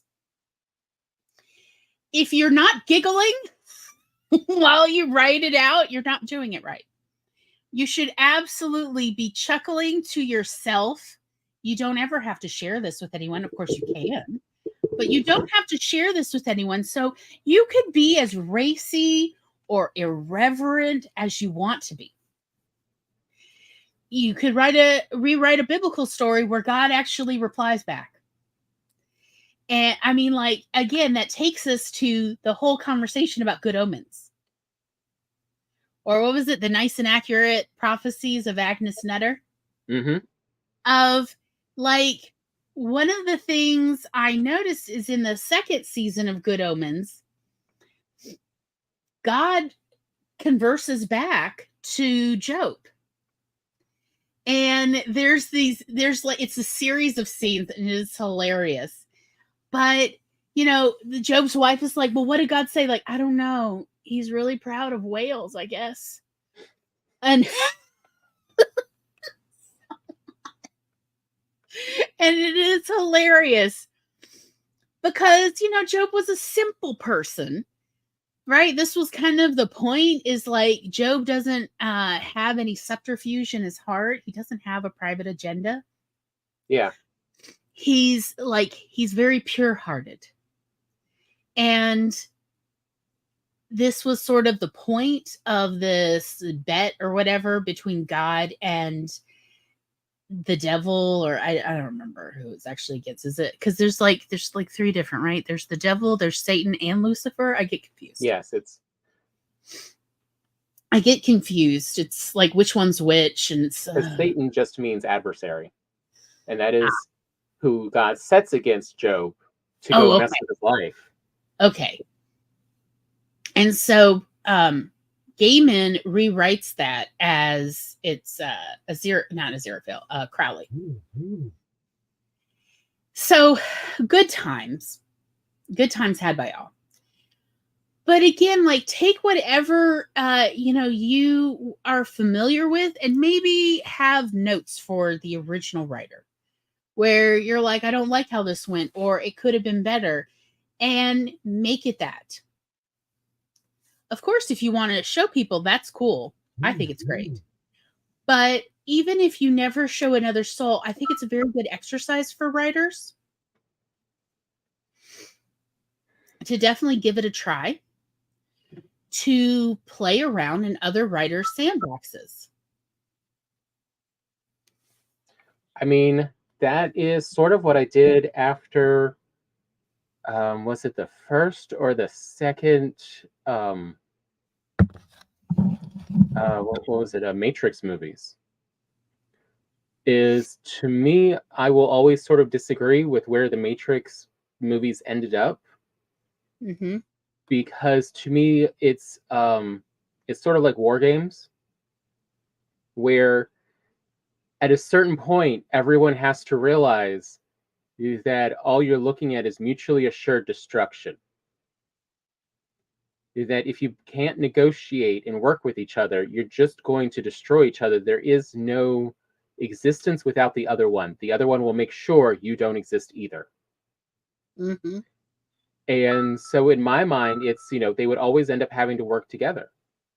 That the whole point of the Matrix was to make sure that the humans were at a personality disposition that they could function and not be paranoid and distrustful just because something was not human. Mm-hmm. As well as it would help explain some of the weird oddities that happen with why does Neo have powers outside the Matrix? Yes. Again, that doesn't make any sense unless they never escape the Matrix, but they didn't want to do that. And it's like, But whenever you feel the urge to sort of rewrite a story, that means that there's potential to write your own fanfic version that people will enjoy. Mm-hmm. Because you are never alone in your viewpoint. There's now over 8 billion people out there. There's definitely some people out there who have the same point of view as you. Mm-hmm. And have had the same problems, but may not have been able to reach the conclusion of, but what would make this work? What would make it a good, solid, satisfying ending? Like, also, I'm not going to actually say what happens exactly, but the end of Rosaline makes Romeo and Juliet a more satisfying story. Yes. It adds on some more pieces. It definitely addresses some complaints people have about Romeo and Juliet. Mm-hmm. And makes it a more satisfying story with its version of rewrite and how it ends. I'll tell you, One of the stories that I always took issue with was the Greek story of how Medusa came to be Medusa with the snakes. Yeah. Of none of it was her fault, and then she's punished for it. Yeah, this doesn't really make sense. This is messed up. And I always thought, like, surely we could have come up with a better way to deal with this. Like, her crime is to be beautiful. Like, okay, F this. Like, there are so many Greek gods and demigods. And, you know, more than a few demigods came by to get, you know, various things from her or to steal people back who'd been turned to whatever. Like at some point, surely somebody could have like resolved this unfairness. And I realized to like some degree it's about because life isn't fair. Now hide your beauty so that you don't get punished for it. Like, yeah, I get it. But the world has changed in so many thousands of years. Can we not rewrite this? Like, there are so many stories from my childhood, like, that I grew up with that I was definitely not satisfied with the ending or how things went. And to that, I say, well, that is the opening to play around with these stories. Like, whatever you feel strongly about. Yeah, there's so much potential fun out there. I mean, like, and that's the other part that all the movies listed and all the TV shows and everything listed in for the show notes for this one are ones that are just fun. They are fun to watch. Mm-hmm. They don't really drag or anything. They just keep going with the story and the development and what's happening. Like, that was the nice thing we were surprised at is, at least for Gloria and I, Romeo and Juliet drags in parts. It's definitely, oh, why can't we just zoom through this part? It's not helping me with the story or the characters. But Rosaline, every part is a good part, has some great lines, some great character development. I mean, it really is for modern audiences. Mm-hmm. Even though everything in this takes place in the 16th century with these same characters, them acting the same way. But it is a different set of hands approaching the story. Mm-hmm. And so, yes, it is more satisfying for a modern audience. We have better tools as writers to keep our audience engaged. And they are all used in this. Mm-hmm. Oddly, the same for Abbott and Costello Meet Frankenstein. Yeah. We were nicely surprised how much we ended up enjoying this movie. Even for all the ridiculous set pieces of action and comedy, it actually kept moving everything along. And you can just see also, Costello is an amazing actor. His expressions.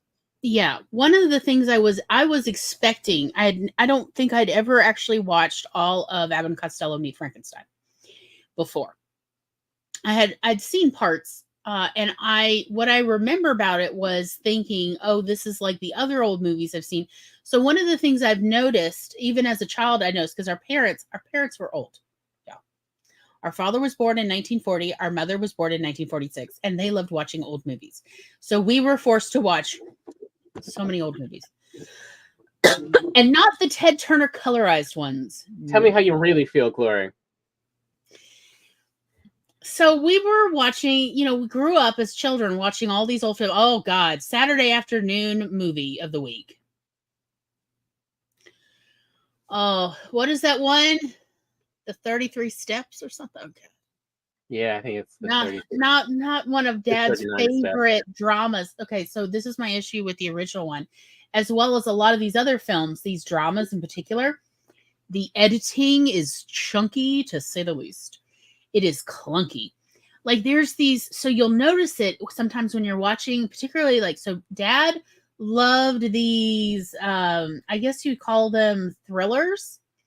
And Mom loved detective dramas. Oh, God. Was Humphrey Bogart in it? Our mother watched it. And so these noir style movies. But one of the things I had noticed even as a child is often the editing is a little odd because, say, at the end of a scene, there's like no sound other than ambient sound while the actor walks off stage, essentially walks out of the frame. And then the scene cuts to the next scene. And it's not a transition scene. It's just now you're plunk in the next scene, and it's weird and it feels awkward. And it was one of my complaints as a kid, which I think is actually what originally led Dad to realize that if we had 2 VCRs, he could actually edit films himself. He edited so many. But I thought Abbott and Costello Meet Frankenstein was going to be like this, essentially poorly edited, where what they're doing is they're padding the scenes to give it 70 minutes. Because I think 70 minutes was a different cost for that the theater had to pay for versus a 60-minute film. Yeah. I think there was a different, so a 70-minute film was a feature film versus a 45 to 60-minute film was a cheaper film.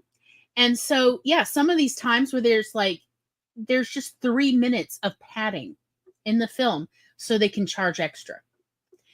And it's noticeable. It's clunky. I was expecting Abbott and Costello Meets Frankenstein to be like that, and it was in fact not. It was tight. It was a rollicking film that just kept doing its twists and turns, and it kept you guessing. You never got... Come on, internet. You never got bored watching it. It was a lot of fun, even in the quiet moments where, say Dracula is quietly lifting his casket lid and Abbott is not noticing. No, Costello is not noticing.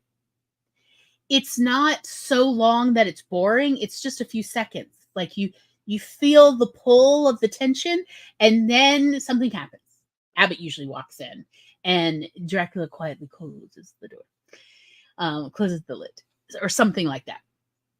And so I was pleasantly surprised how enjoyable Abbott and Costello Meet Frankenstein was actually to watch, because it was not like many of these other black and white films from the 30s and 40s and even 50s that I was used to watching with my parents, where the editing is subpar. It was very enjoyable. I had so much fun. I could understand why audiences loved this film and kept going back to see it again and again, and why they kept reissuing it for every couple years for like about a decade in movie theaters, because people would keep going to see it because it was that well done, which is kind of surprising since Abbott and Costello had pretty much broken up by the time of this film. They only made this film because they were technically under contract. And Universal had fired or ended the contracts of most of their actors, and Abbott and Costello's contract was one of the very few they had held on to. And most of Bela Lugosi, Lon Chaney Jr., and what's his name? I think it's George Strange. All 3 of them had not worked in film in nearly 2 years at the point they were hired back to do this. So they were all thrilled to have some Hollywood work again. I think they'd all been working on the stage because they had no other work. Yeah. People don't talk about the economy post World War II it was kind of hit or miss for a couple years, pretty much to the beginning of the 50s. Because the monster movies had fallen out of fashion because they'd gone almost entirely over to war movies, because that's what was going on and everyone was having experience with. So yeah, a lot of the war monster stuff had just fallen to the side, but they still had these actors, and it was it wouldn't cost them much, the studios, to make a movie with them. And also that way none of these actors had to be considered, that much of a main actor. They didn't have to have as many scenes. Mm-hmm. So it was an Abbott and Costello movie, but Abbott and Costello are only in half the scenes. Mm-hmm. Bela Lugosi is only in a quarter or less of the scenes. Oh, but he's awesome. He steals every scene. He's so good. Same for Lon Chaney Jr. he is a Yes. great actor. I mean, He's his ability actually to a really good emotive actor, like, because he gets a lot of lines when he's not the Wolfman. When he's I can't remember his character's, I think it's Talbot, Lawrence Talbot or something. He's very good at emoting. I was impressed because normally you just see him growling in makeup, you know. I was not expecting him to be a very good actor, but he's great. Like, I see why he actually did more, I think, Westerns. Yeah. And the other reason why they wanted Abbott and Costello to not have that much screen time is by this point, both of their health was very poor. Mm-hmm. Which was one of them had a stroke, I think. No, one of them, Abbott, had epilepsy, and it was becoming difficult for him to memorize his lines. And Costello had rheumatic fever. Like a couple years prior, and was still experiencing a lot of pain on a daily basis from the rheumatism. Rheumatic fever is a complication of strep throat. And, like, God, thank goodness for antibiotics, y'all. That's all I got to say. And so, yeah, their health wasn't great. So it was a strain for them to do these roles. Let alone they definitely couldn't act on the stage. Mm-hmm. But so that's why they made a movie like this, of where it's just little spurts. It's really more of an ensemble film. Yeah. But it's an ensemble film of a lot of seasoned actors. Like, what was that one guy who you could tell every time he had a line? He's like, "Hello, I'm the most beautiful person on this set. And nobody cares." Like, it was hilarious. And it's like, this is the hard sell. It's supposed to be Professor Steve, whatever. And it's like, what are you professor of? Nothing. Nobody is buying this. Where are you teaching? I question, where are you teaching? Kindergarten? What is this? And you can tell he is so upset that both of the attractive women in this movie do not look twice at him. No, they're all paying attention to Costello, and he is just like, what the hell? It's great. Oh, poor Professor Steve. Which, by the way, in the credits, they list him as Dr. Steve, not Professor, so that is also fascinating. But yeah, again, you can tell they're having fun with this. They are not feeling constrained to have to explain the character motivations. I mean, they still give them, Lon Chaney's Talbot gives his motivation to Costello to explain why he's acting this way. Yes. How about Bela Lugosi struggling not to laugh out loud at some of the lines from Costello? You can literally see him holding his abs as he is trying not to flinch and giggle. I bless and thank the editor for leaving that in. I bless them. Like, hi, Laura. So, like, it is, as I said, it is so well edited. It's so good. But yet you can tell on set, all of these actors were really struggling not to cut up, because everybody's like essentially doing their improv lines too. And they're all trying hard not to break character, but they are tickled in these, even though, yes, in that it was reported that both Costello and Abbott were difficult to work with on set, and the director was like, never again, and all of that stuff. You could still tell in these scenes that the actors really have delight playing these roles with each other, despite whatever tensions have been, maybe were on set. You can see how they're just really enjoying it.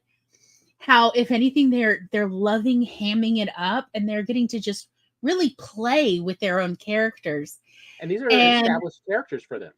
I mean, all of these actors are playing, with the exception of the two women, I don't know that either of those characters were prior in anything. No, I don't think they were. The insurance investigator or the surgeon. Yeah. I don't know that either of them were another, but they may have been. But nevertheless, they're good actors. You know, the women are. The only one that I'm like, who the hell is this guy? Is Professor Steve. Supposed to be the eye candy on this set, and nobody's looking at him. It's fantastic. It's so funny. It's right up there with like Mark Wahlberg playing a scientist. It's hilarious. But you can tell all the actors are having a wonderful time, and that kind of delight is coming through in the scenes, and it was just so enjoyable. But again, we do want to point out that this movie, one of the top Abbott and Costello movies of all time, is essentially a fanfic of all these characters. This is essentially a sandbox fanfic story that was highly profitable. If they could do it, you could do it too. You can play around with your favorite characters or your least favorite characters. You can like have a good time with Gilgamesh, or try a new character and name him Meshagil, whatever you want. And don't forget, Gilgamesh, super queer. Oh yeah. The Epic of Gilgamesh, by today's standards, is very queer because very different standards, 2,000, 5,000 years ago. Mm-hmm. So you can do this too.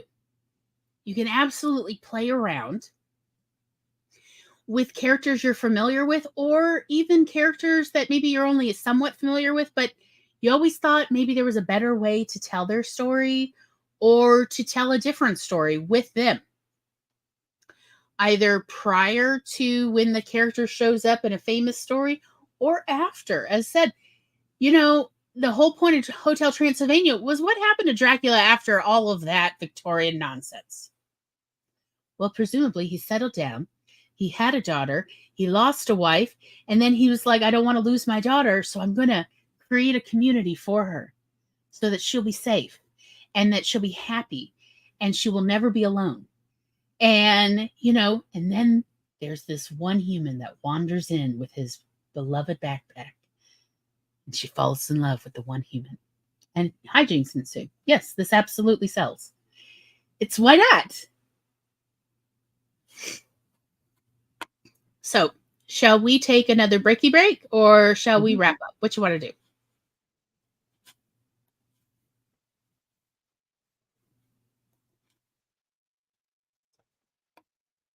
I mean, I guess we actually don't have that much more to discuss, so maybe we should sort of wrap up. Because, what else is there? Well, we haven't talked about Igor at all. And why it worked or didn't work. Speaking of movie monsters.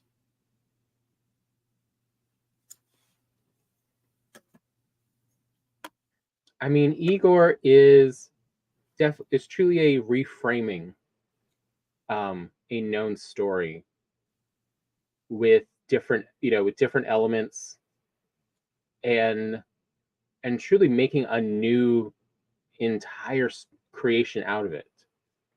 Because I'm sorry, go on. Because it takes both the what if the place Igor was in Dr. Frankenstein and such was itself a place of mad scientist and destruction. Yeah. So it wasn't just Dr. Frankenstein standing out as a weirdo.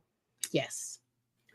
But also, what if it wasn't Frankenstein? What if it was Igor? What if it was the side character who really was the brains of this? And what would happen then? Of we really reframe and really change the ideas of several major components of the Frankenstein mythos. And look at it from a completely different perspective.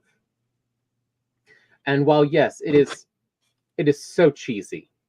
It is mid-2000s cheese fest. Oh God, yeah. It is fun. It is interesting and surprising. It actually has a decent amount of character development Mm-hmm. And it is not something you can see how it's going to end. It does actually, deliver a lot of twists and turns. Like, I understand very much why our mother used to watch this movie a lot. It has a lot of the humor she enjoys, but it also has a lot of the underdog story. And the how do you succeed when the entire establishment not only is against you, but doesn't even consider you worth noting? How do you even then get in, let alone take over the establishment? So it is very much a good kid's story. And that is very much the perspective it goes from. Like, it is very much targeted. Its main audience very much is just, preteens. That's the real audience for the Igor story. But it's done enough where they also go, well, parents are going to bring their kids, so let's make sure there is stuff here for them to enjoy. Yeah, there'll be a few references the kids don't get, but they won't care. There's other laughs for them. And, well, it is not a great movie. It did lead to the downfall of this studio. Its one and only feature-length film. It is one I know plenty of people rewatched a lot for years after it came out because it was so different. Indeed. Well, there's also Real Ghostbusters, Xmas Marks the Spot that you referenced. And let's see, there's Snow Glass Apples by Neil Gaiman and The Things by Peter Watts. Yeah. And Into the Woods. Those are all the ones we have. Maybe we do need to take a little break and then we'll come back and finish up. Okay. You heard the man. Because, there's definitely some notable reframing and perspective changes on how these writers took these stories in a very different perspective, even though what happens in the story is the same. Yeah, the story follows. You're gonna empathize. Yeah, you're going to empathize with the monster in The Thing. Well, what a lovely time to make sure you have something to drink and a snack, and we'll see y'all in a few minutes.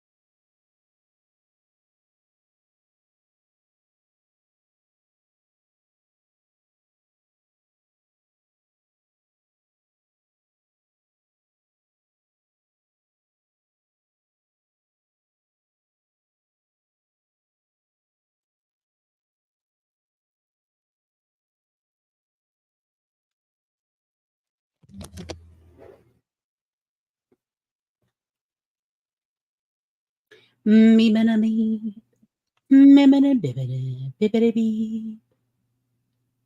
Me, me, me, me, me, me, me, me, me, me. Those were the days. Most delicious prime rib. Mm.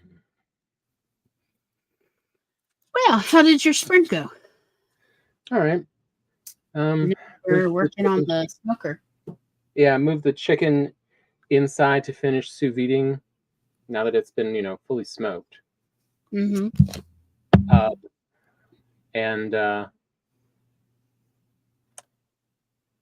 that's actually mostly what I did, was just get that finished setting up. The ribs are still going in the smoker. Mm-hmm. I'll probably get them out in an hour. Cool.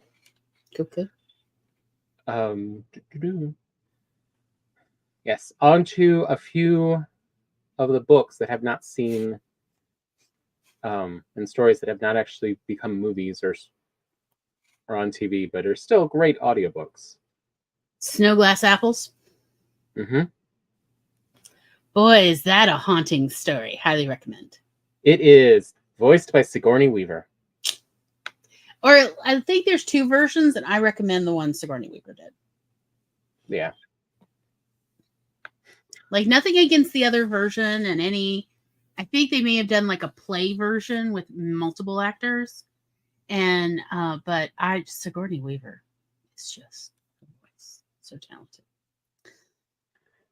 The Sigourney Weaver version, and Snow Glass Apples in general, shows very much that a lot of stories, as we were talking about earlier last hour, is about perspective of who is the villain, who is the hero, and whether it's a tragedy or a fun good time. Mm-hmm. Because Snow Glass Apple stays with all the same info of the basic story of Snow White, but gives a very different motivation for the stepmother and why she does what she does, and essentially shows, in this version, that Snow White is the villain, is a true monster, is a vampiric type monster, that she is trying to save the kingdom from. And that since the story plays out just as the regular Snow White story plays out, she fails. It is actually a tragedy in Snow Glass Apples. Even though all the elements are all the same. Everything that happens the same. But we see it from a very different perspective, and so it goes from being a heroic story to a tragedy. And it is a great example to show you that you can change any story, no matter how much you're sure, oh, this is just, it's a fairy tale. The who's good and who's bad is set in stone. There's no way to make it different. This shows you can. You can very much make it different of who's the hero and who's the villain, without changing anything that happens in the first story. And the same for The Things, which is a fanfic, very different perspective story from John Carpenter's The Thing. Where, in the monster horror movie, this thing that's able to take over and mimic other creatures, is a true deadly monster coming to kill everyone and destroy everything. In Peter Watts' The Things, we see that this ability to mimic and take over other creatures is how this alien understands creatures, is that it absorbs them and absorbs their information and then becomes them to understand the concepts of what life is like for that being. and that it has no maliciousness in it. It has only curiosity. And so while from an outside perspective, it's horrific, from its own perspective, this is just scientific curiosity. And it's not in any way trying to be evil or malicious, which I just, which I found fascinating. And you can find it for free. It's a great short story on Clark's World magazine. And it also has a free audio version as well, which is well done. I highly recommend. But yeah, you can even take horror. I mean, as we've seen, like with Frankenstein, but this one we see it actually truly done in the Rosencrantz and Guildenstern style, of where it's in the exact same story, happening at the exact same time, but we're seeing a different perspective, and it entirely changes the narrative and the feeling of the story. It's not, danger, it's curiosity. It's not, maliciousness. It's, just how this alien works. It is just counter to what we would like. And I was very surprised at it, that he was able to do this so well, because you do not feel any horror, and there is not much thriller either in this short story. It, honestly, even kids could listen to this without, being traumatized or anything, because it's not told in a horrific manner. It is told in, how we would describe going on a hike and what we find along the way. And it is a fun little exercise of, can you do this for other horror movies? I mean, truly, could you turn Friday the 13th into a non-horror story?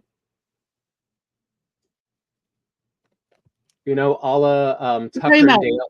With like Freddy Krueger, right? No, that's Nightmare on Elm Street. Friday the 13th is with Jason.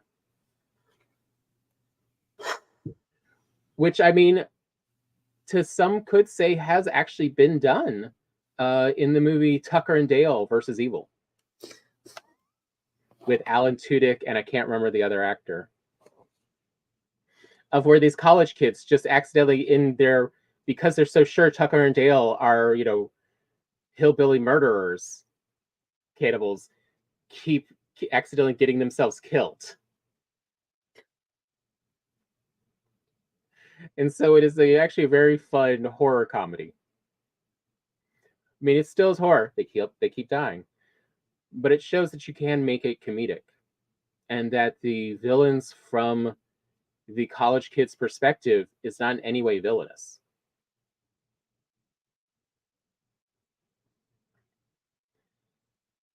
And I think that sort of exercise and play is sometimes what writers really need to help us be more creative, to inspire us, is find.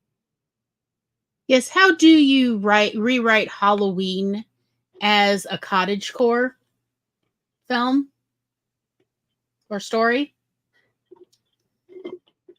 Where does the hockey mask come in?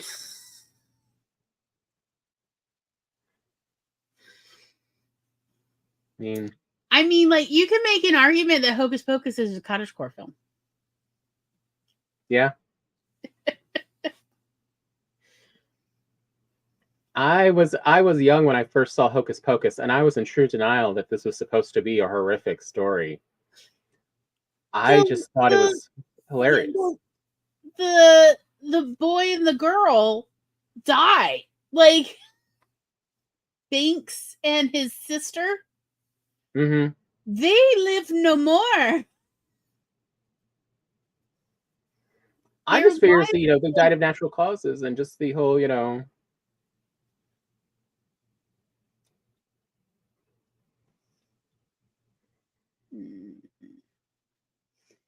Those children died as children ended. in that year?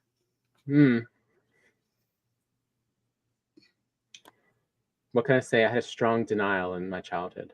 Emily, that was her name. Emily and Yeah. Zachary Banks. Like, I mean, that family, all their children were wiped out. I mean, yes, Zachary lived on as a cat for like 300 years, but that does not, he did not seem to be having a grand time.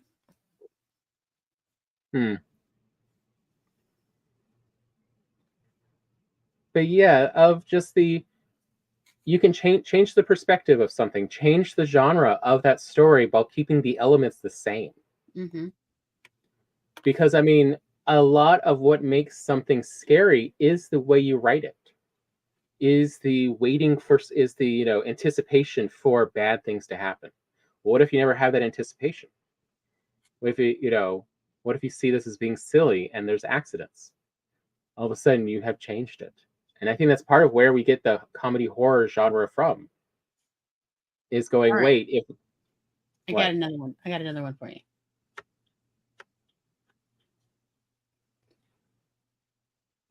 Saruman in the Shire as Die Hard. Oh God. As the Hobbits as Die Hard. What is it? Sam and Frodo? What's it? Yeah, Sam and Frodo, right? No, it's Merry and Pippin though, who are really the. It was Merry and Pippin who are the ones who saved the Shire. I couldn't remember. Yeah, Merry and Pippin are the ones who saved the Shire. But yeah, Merry and Pippin in Bruce Willis's place in Die Hard.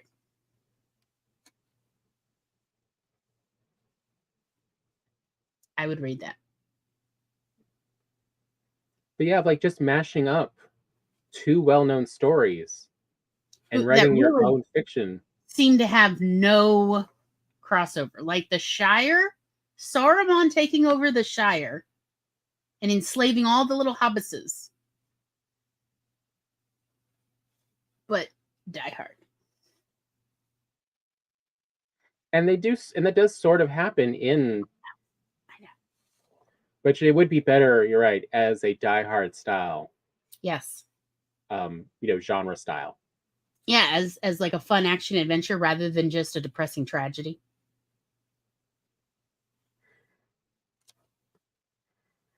Just saying. But I mean, and you can kind of see that as that's what Igor did, was it took the tragedy of the original Frankenstein's monster story. Yes. Which is so many levels of tragedy. Right. Did not get over losing that baby. And instead Igor takes it as a fun comedy. Yeah. And Molly Shannon as the Frankenstein's monster, who's now an aspiring actress.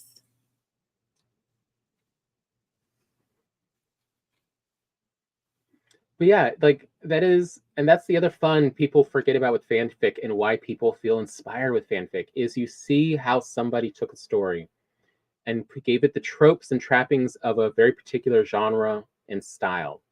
Mm-hmm. And then sometimes you feel like, but what if it was in this genre and style instead? As I said, I have often had the idea that many horror films and horror books really have a strong cottagecore vibe.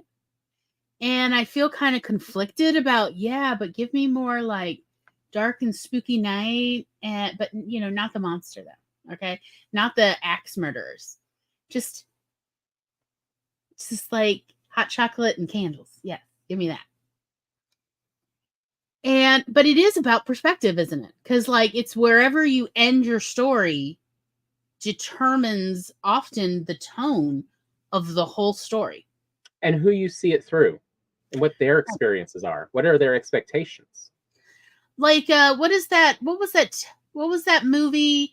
Remember SNL did a Wes Anderson version of like, it wasn't The Purge.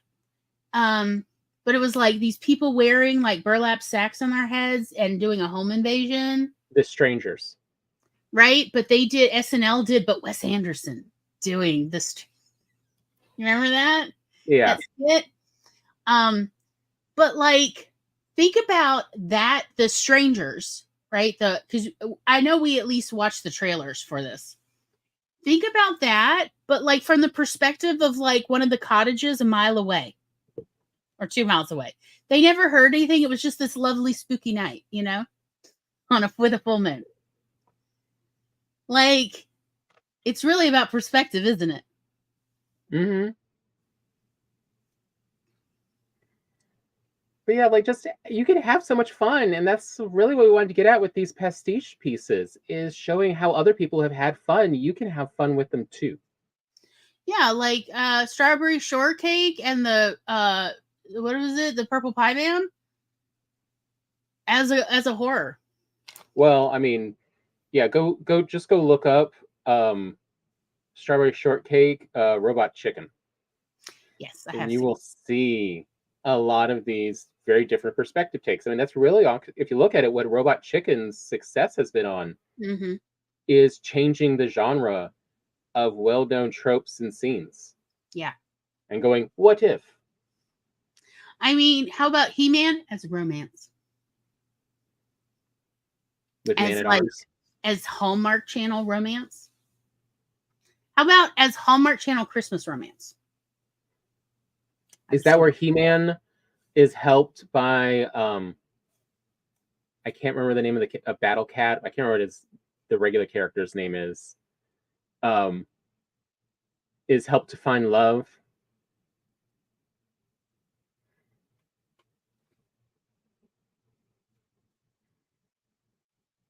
I mean, if you really need to be evil, you can just turn it to slash fic of, you know, He-Man in a Christmas Hallmark special finding love with Skeletor, or how about Love Finds You at Castle Grayskull? Oh God. Just truly have unabashed fun and trauma. I'm like, yeah, there is a Masters of the Universe Christmas special. So, okay. Oh yeah. He-Man and She-Ra a Christmas special.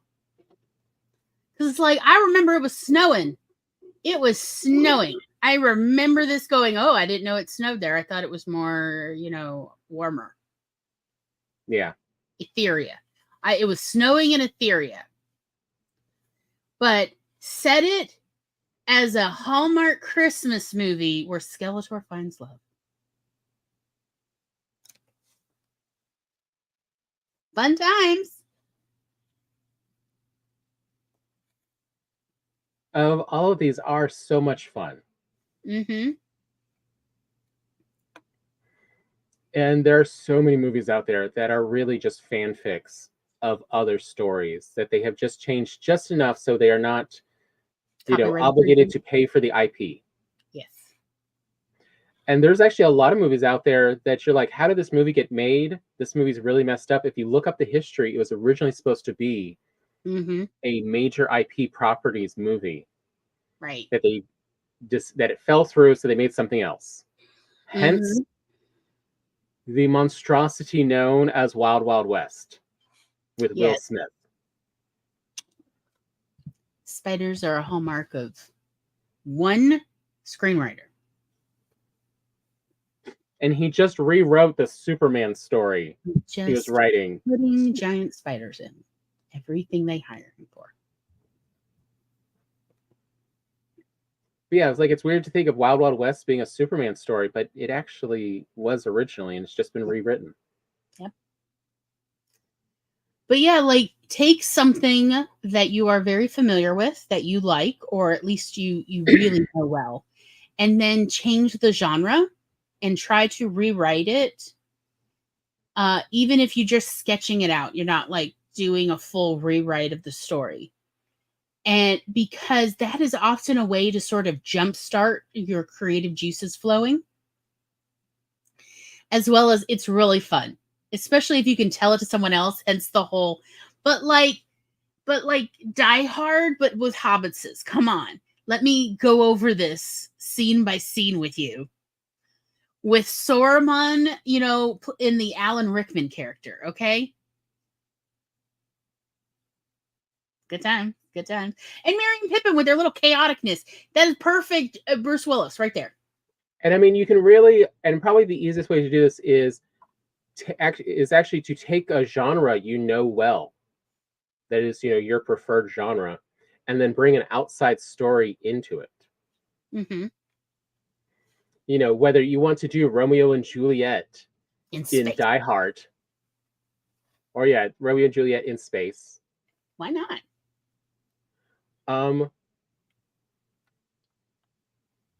But anything of it helps if you know the genre tropes, because then you can just bring the story, and the story essentially has been pre-written. Now, how would you put that into the elements of this genre you actually like?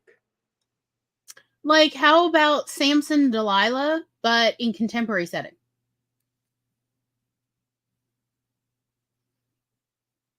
Like, it's just hair, buddy. Oh my God, you're so vain. Like, what the F? I will have no career without my hair. Like, seriously, is that not Howl from Howl's Moving Castle? Look at my hair. It's terrible. It's like, it looks the same. It's fine. I'm nothing if I can't be beautiful. Like, seriously, Samson, you need to get a grip.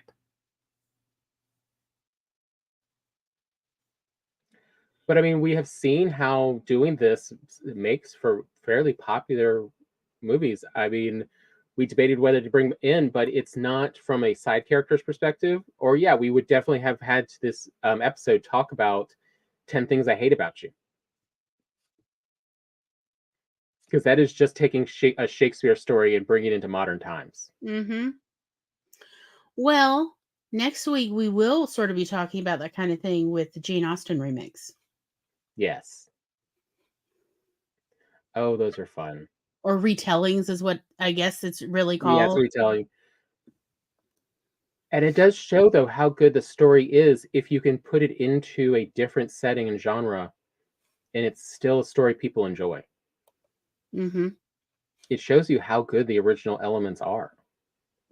And Jane Austen translates to every time. Oh, well, I found during the spring, I was actually doing research into Jane Austen retellings, and I found there is a tremendous amount of Bollywood retellings of Jane Austen stories. I mean, you do enjoy that one. I do. So, yes. Bride. But I know there's at least one Jane Austen in space story. I'd have to research and find it again. But I know there's a sci-fi Jane Austen story because it's truly what is going on here.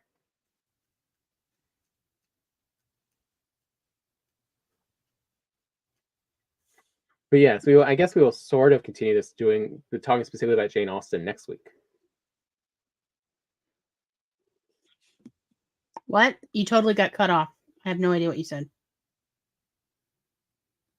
I mean, but we will kind of be continuing this with next week, but with Jane Austen stories, including what happens when the characters know the story they are in and are trying to fight against it, but the story still succeeds. Apparently there's Pride, Prejudice, and Planets. And there's Emma's Dragon. That one's not sci-fi. It's obviously fantasy. Yeah. But there are it's just fun to play around. And I think it is a great way to recharge one's creativity is to play with a story you're familiar with in a different genre or a genre you're very familiar with, but with a story that seemingly bears very little resemblance to that genre. So you've got to convert it. Mm-hmm. Again, I'm holding out hope for a Hallmark Christmas romance at Castle Grayskull.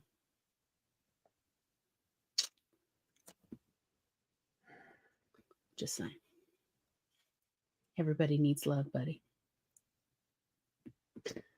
I mean, where is the romance story for those 1930s adventurer style ones? Was it the Alan Quatermain series? Yeah. Well, those kind of had romance in them. I know, but no. But what if you did a Hallmark romance? Oh, that would be Val and weird, Quartermain, just like, there's no one here for me to punch. I'm trapped. right? How about no. I got it. Alan Quartermain in a Jane Austen novel. Oh God. Oh yeah. Now watch him try to get out of this one. Meanwhile, everybody's trying to marry him off. And it's like, what do you mean there's no villain? And he just keeps wanting to tell his exploits, and everybody's like, yeah, but how much do you make a year? So that we can find you an appropriate bride.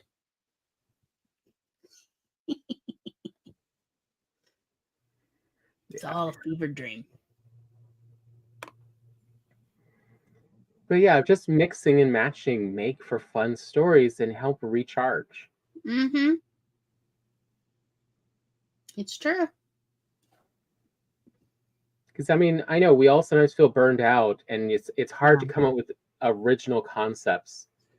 And that's when it's time to recharge by taking pieces from everywhere else and just mixing and matching and seeing what you create. And just having fun with it.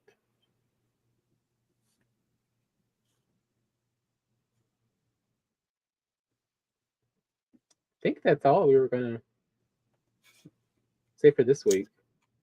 Yeah, Into the Woods and Knight's Tale. I'm not really sure what to say about A Knight's Tale. Wow, that editing was rough. A Knight's Tale shows what happens when you want to keep the time period of the story to what it was, but bring in elements from the current so that your audience can better understand it. Better relate to it, yeah. Better relate. I really like the modern music. Like, I love the gratuitous use of Queen. Yeah. But I did find that the further the movie got, the more muddled the plot became. And this got, frankly, kind of confusing.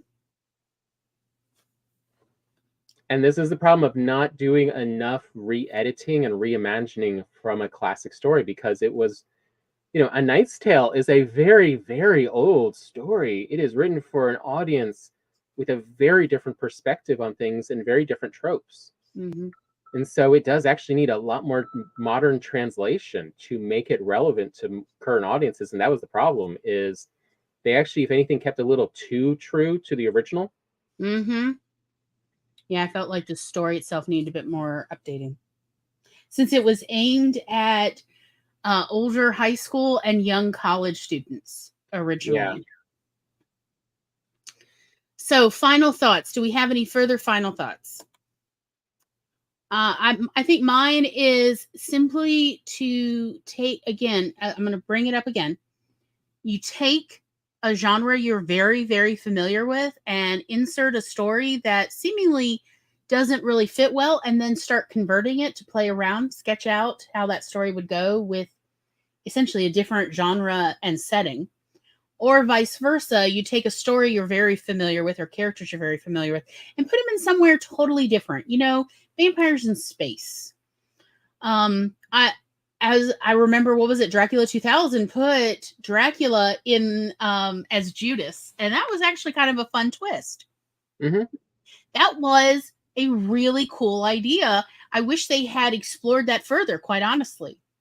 That is why silver is, something that the vampires are, supposedly felled by, is because the 30 pieces of silver that Judas received.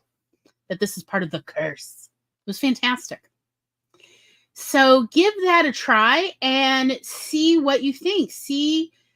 Or try something where it's not quite so difficult to convert. Hence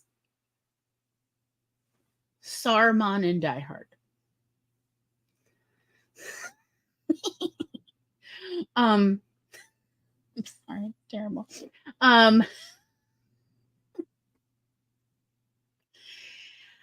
Or something else that is just a little bit off, but not too much. If it's too much to play fast and loose with genre or something, But try that and see if it really gets your creative juices flowing. I think you might be pleasantly surprised.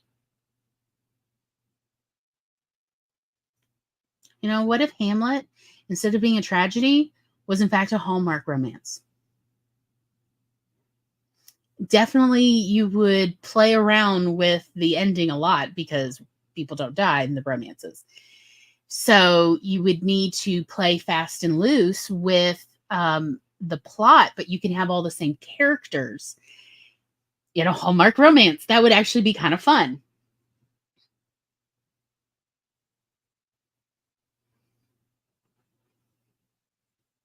Tom, do you have any other final thoughts? Not really. Definitely go check out the list we have for this. Mm-hmm. Pretty much can recommend just about everything in this as an interesting and fun watch and read. And you'll probably learn something from it. Mm-hmm. Beowulf in contemporary times? Truly, what if Beowulf was the bad guy, as we saw with Grendel? Mm-hmm. And Grendel. Or Beowulf as a children's story? Yeah. Yeah, those fangs got filed down.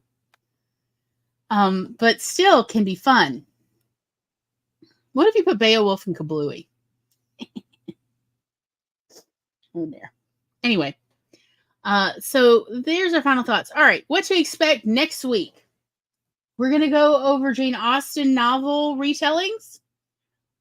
If you are already looking for things to watch that we're going to discuss, Clueless, Fire Island, Austenland, Bridget Jones' Diary, Pride and Prejudice, Pride, Prejudice, and Zombies, Aisha, From Prada to Nada. There'll probably be others. It's whatever we can get our hands on anyway. Good times. Partly Jane Austen because so many people are familiar, and partly, again, so we can continue talking about retellings. One of the things we noticed is that so many writers, we notice when they talk about they're burned out or they haven't written in so long. Yes, I'm talking about me right now. That if you get them to like essentially do these mishmashes, often it will get the creative juices flowing. So we want to talk about other ones. You know, Clueless is kind of fun because it sets, you know, that whole, it sets Emma in Beverly Hills of the 90s. It's kind of fun. I think Fire Island is Pride and Prejudice set on Fire Island off of, you know, New York. And with lots of queers. It's fantastic. So, again, there's all sorts of ways. Like maybe Jane Austen is too straight for you. Make everyone gay. Why not? Make everybody gay. No heterosexual people can be found. Have fun with these retellings. I found that there was a ton of retelling books that I didn't even know about. Just Googling Jane Austen retellings. There's like essentially like a whole subgenre of Jane Austen retelling novels in various settings. And as we saw, Jane Austen sci-fi and Jane Austen fantasy. There is fun to be had. So we're definitely going to discuss it next week. We hope you'll definitely join us.